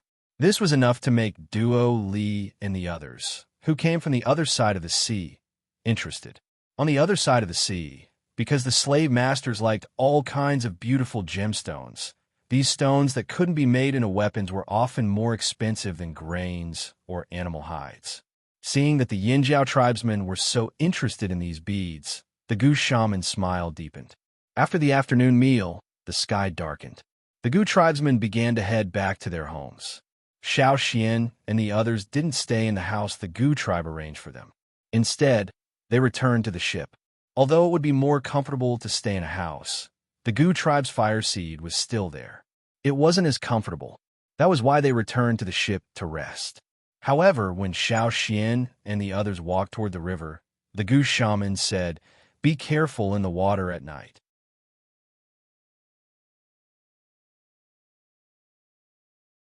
Chapter 6:41.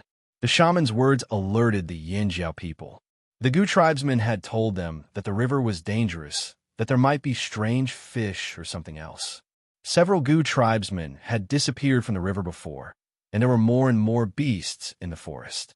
Xiao Xian's group would sometimes rest at the bank at night, and they'd encountered some trouble, but it was nothing compared to the beasts in the forest.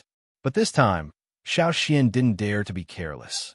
The Gu tribesmen couldn't find a reason for their loss, and they didn't want to die without knowing anything. The night watchers will be on high alert at night, Xiao Xian said to them after returning to the boat. After Xiao Xian's group left, the Gu tribesmen stopped adding firewood to the fire on the grass and waited for the fire to go out. Gusts of wind blew, and the firewood in the fire flickered with red light. In the shaman's house, other than the shaman, there were 10 other people. They were all important figures in the Gu tribe, including Bo Gu and the elders of the tribe. There was a glowing water moonstone in the house. For tribes like them who built their houses on the ground, they used glowing stones to light up their houses at night, and not firewood. Using firewood or torches could easily set the house on fire. Other than the water moonstone, there were other stones, but the water moonstone was more commonly used. They traded for it through other people. Shaman, do you think the Yin Jiao people noticed something? Someone asked. It's better if they noticed. Maybe they'll leave immediately. But the Gu tribesman's eyes were closed, and no one could see his expression. What if they don't leave and stay here for a few more days? That person asked again. Then there's no other way.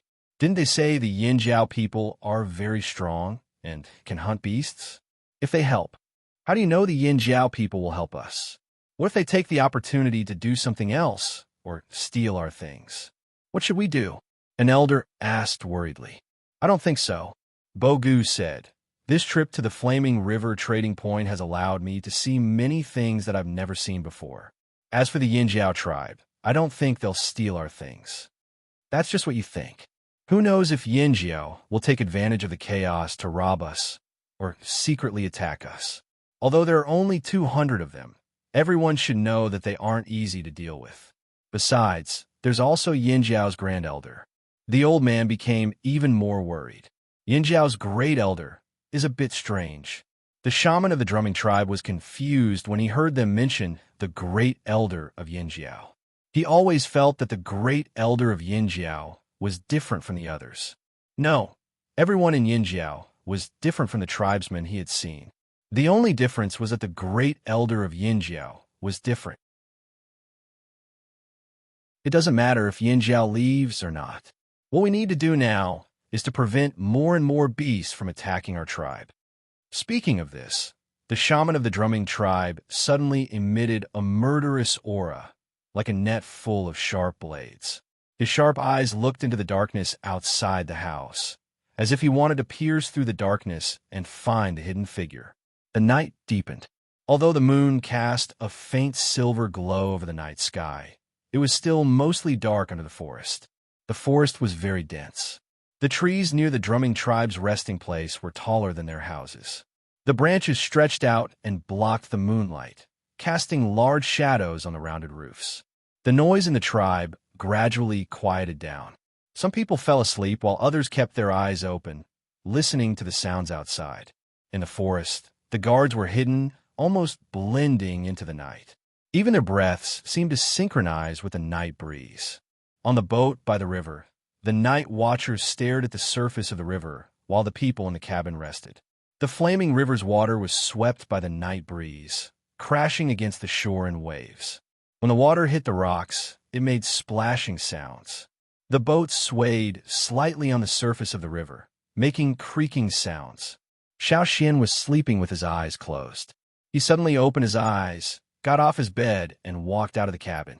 The night watchers saw Xiao Xian come out, so they quickly asked, Grand Elder, did you notice something? What did you find? Xiao Xian asked. The night watchers looked at each other and thought for a while, then said, I just feel that something is not right. There was a noise in the forest just now. It should be from the drumming tribe. Maybe a beast fell into the drumming tribe's trap, and there was a short fight. But the beast probably ran away, and there's no movement now. The river is not calm either, but we can't tell exactly where. The people Xiao Xian brought out were all experienced hunters. Their instincts were very sharp. Although they might not be very accurate, they could still sense the general situation. What's wrong? Tuo walked out of the cabin and looked around. He suddenly said, The river is very quiet. The night watchers said that the river was not calm, but Tuo said that it was very quiet. This was not contradictory. It was because of this silence that it seemed strange. In the past, even at night, there would be fish floating on the surface of the river from time to time. The fish's tail would stir the water and make a sound. Some would even jump and then fall into the water and make a splash. There were also fish that would hunt for insects on the shore and dive into the shallow water to ambush and attack at any time. But now, There was no sound of fish hunting on the shore. There was no movement of fish floating on the surface of the river. There was no sound of fish jumping either. Other than the waves caused by the night wind, there was nothing else. Under this calm appearance, there was something else hidden. Xiao Xian glanced around the river and then looked upstream. You guys stay here. I'll go take a look. As he spoke, Xiao Xian jumped off the boat and quietly went upstream along the forest. I'll go too. Tuo jumped off behind Xiao Xian. He did not hear any objections from Xiao Xian, so he continued to follow. It was too dangerous for Xiao Xian to go alone. If he followed, he could help. If it was completely dark, Tuo's movements would be greatly limited. But now the moonlight was getting brighter and brighter, so Tuo's vision would be less disturbed. This was also why Xiao Xian agreed to let Tuo follow.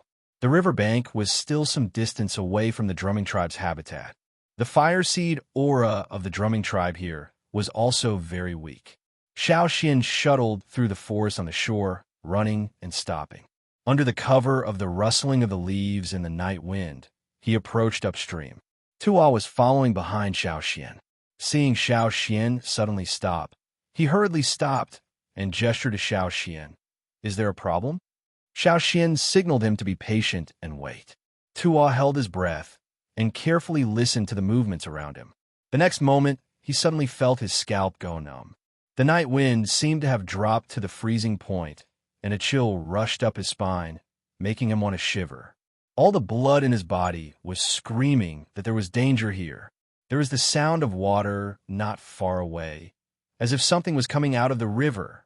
But when Tuo was thinking about what to do next, that feeling quickly disappeared.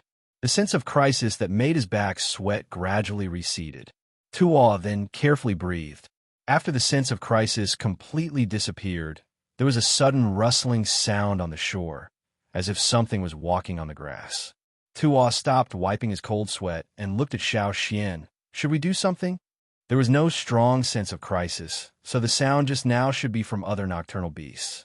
Tuo did not need to worry about this. But Xiao Xian waved his hand and signaled Tuo to continue to wait. The rustling sound disappeared, and the shore was quiet again. Xiao Xian moved closer to the riverbank, and then found a suitable place to hide in a tree. He let the branches cover his body, and through the gaps between the branches, he looked at the riverbank where he heard the sound of water just now. You're tuning into the Warrior Lore YouTube channel. Don't forget to subscribe and join us on this journey to catch the most captivating stories.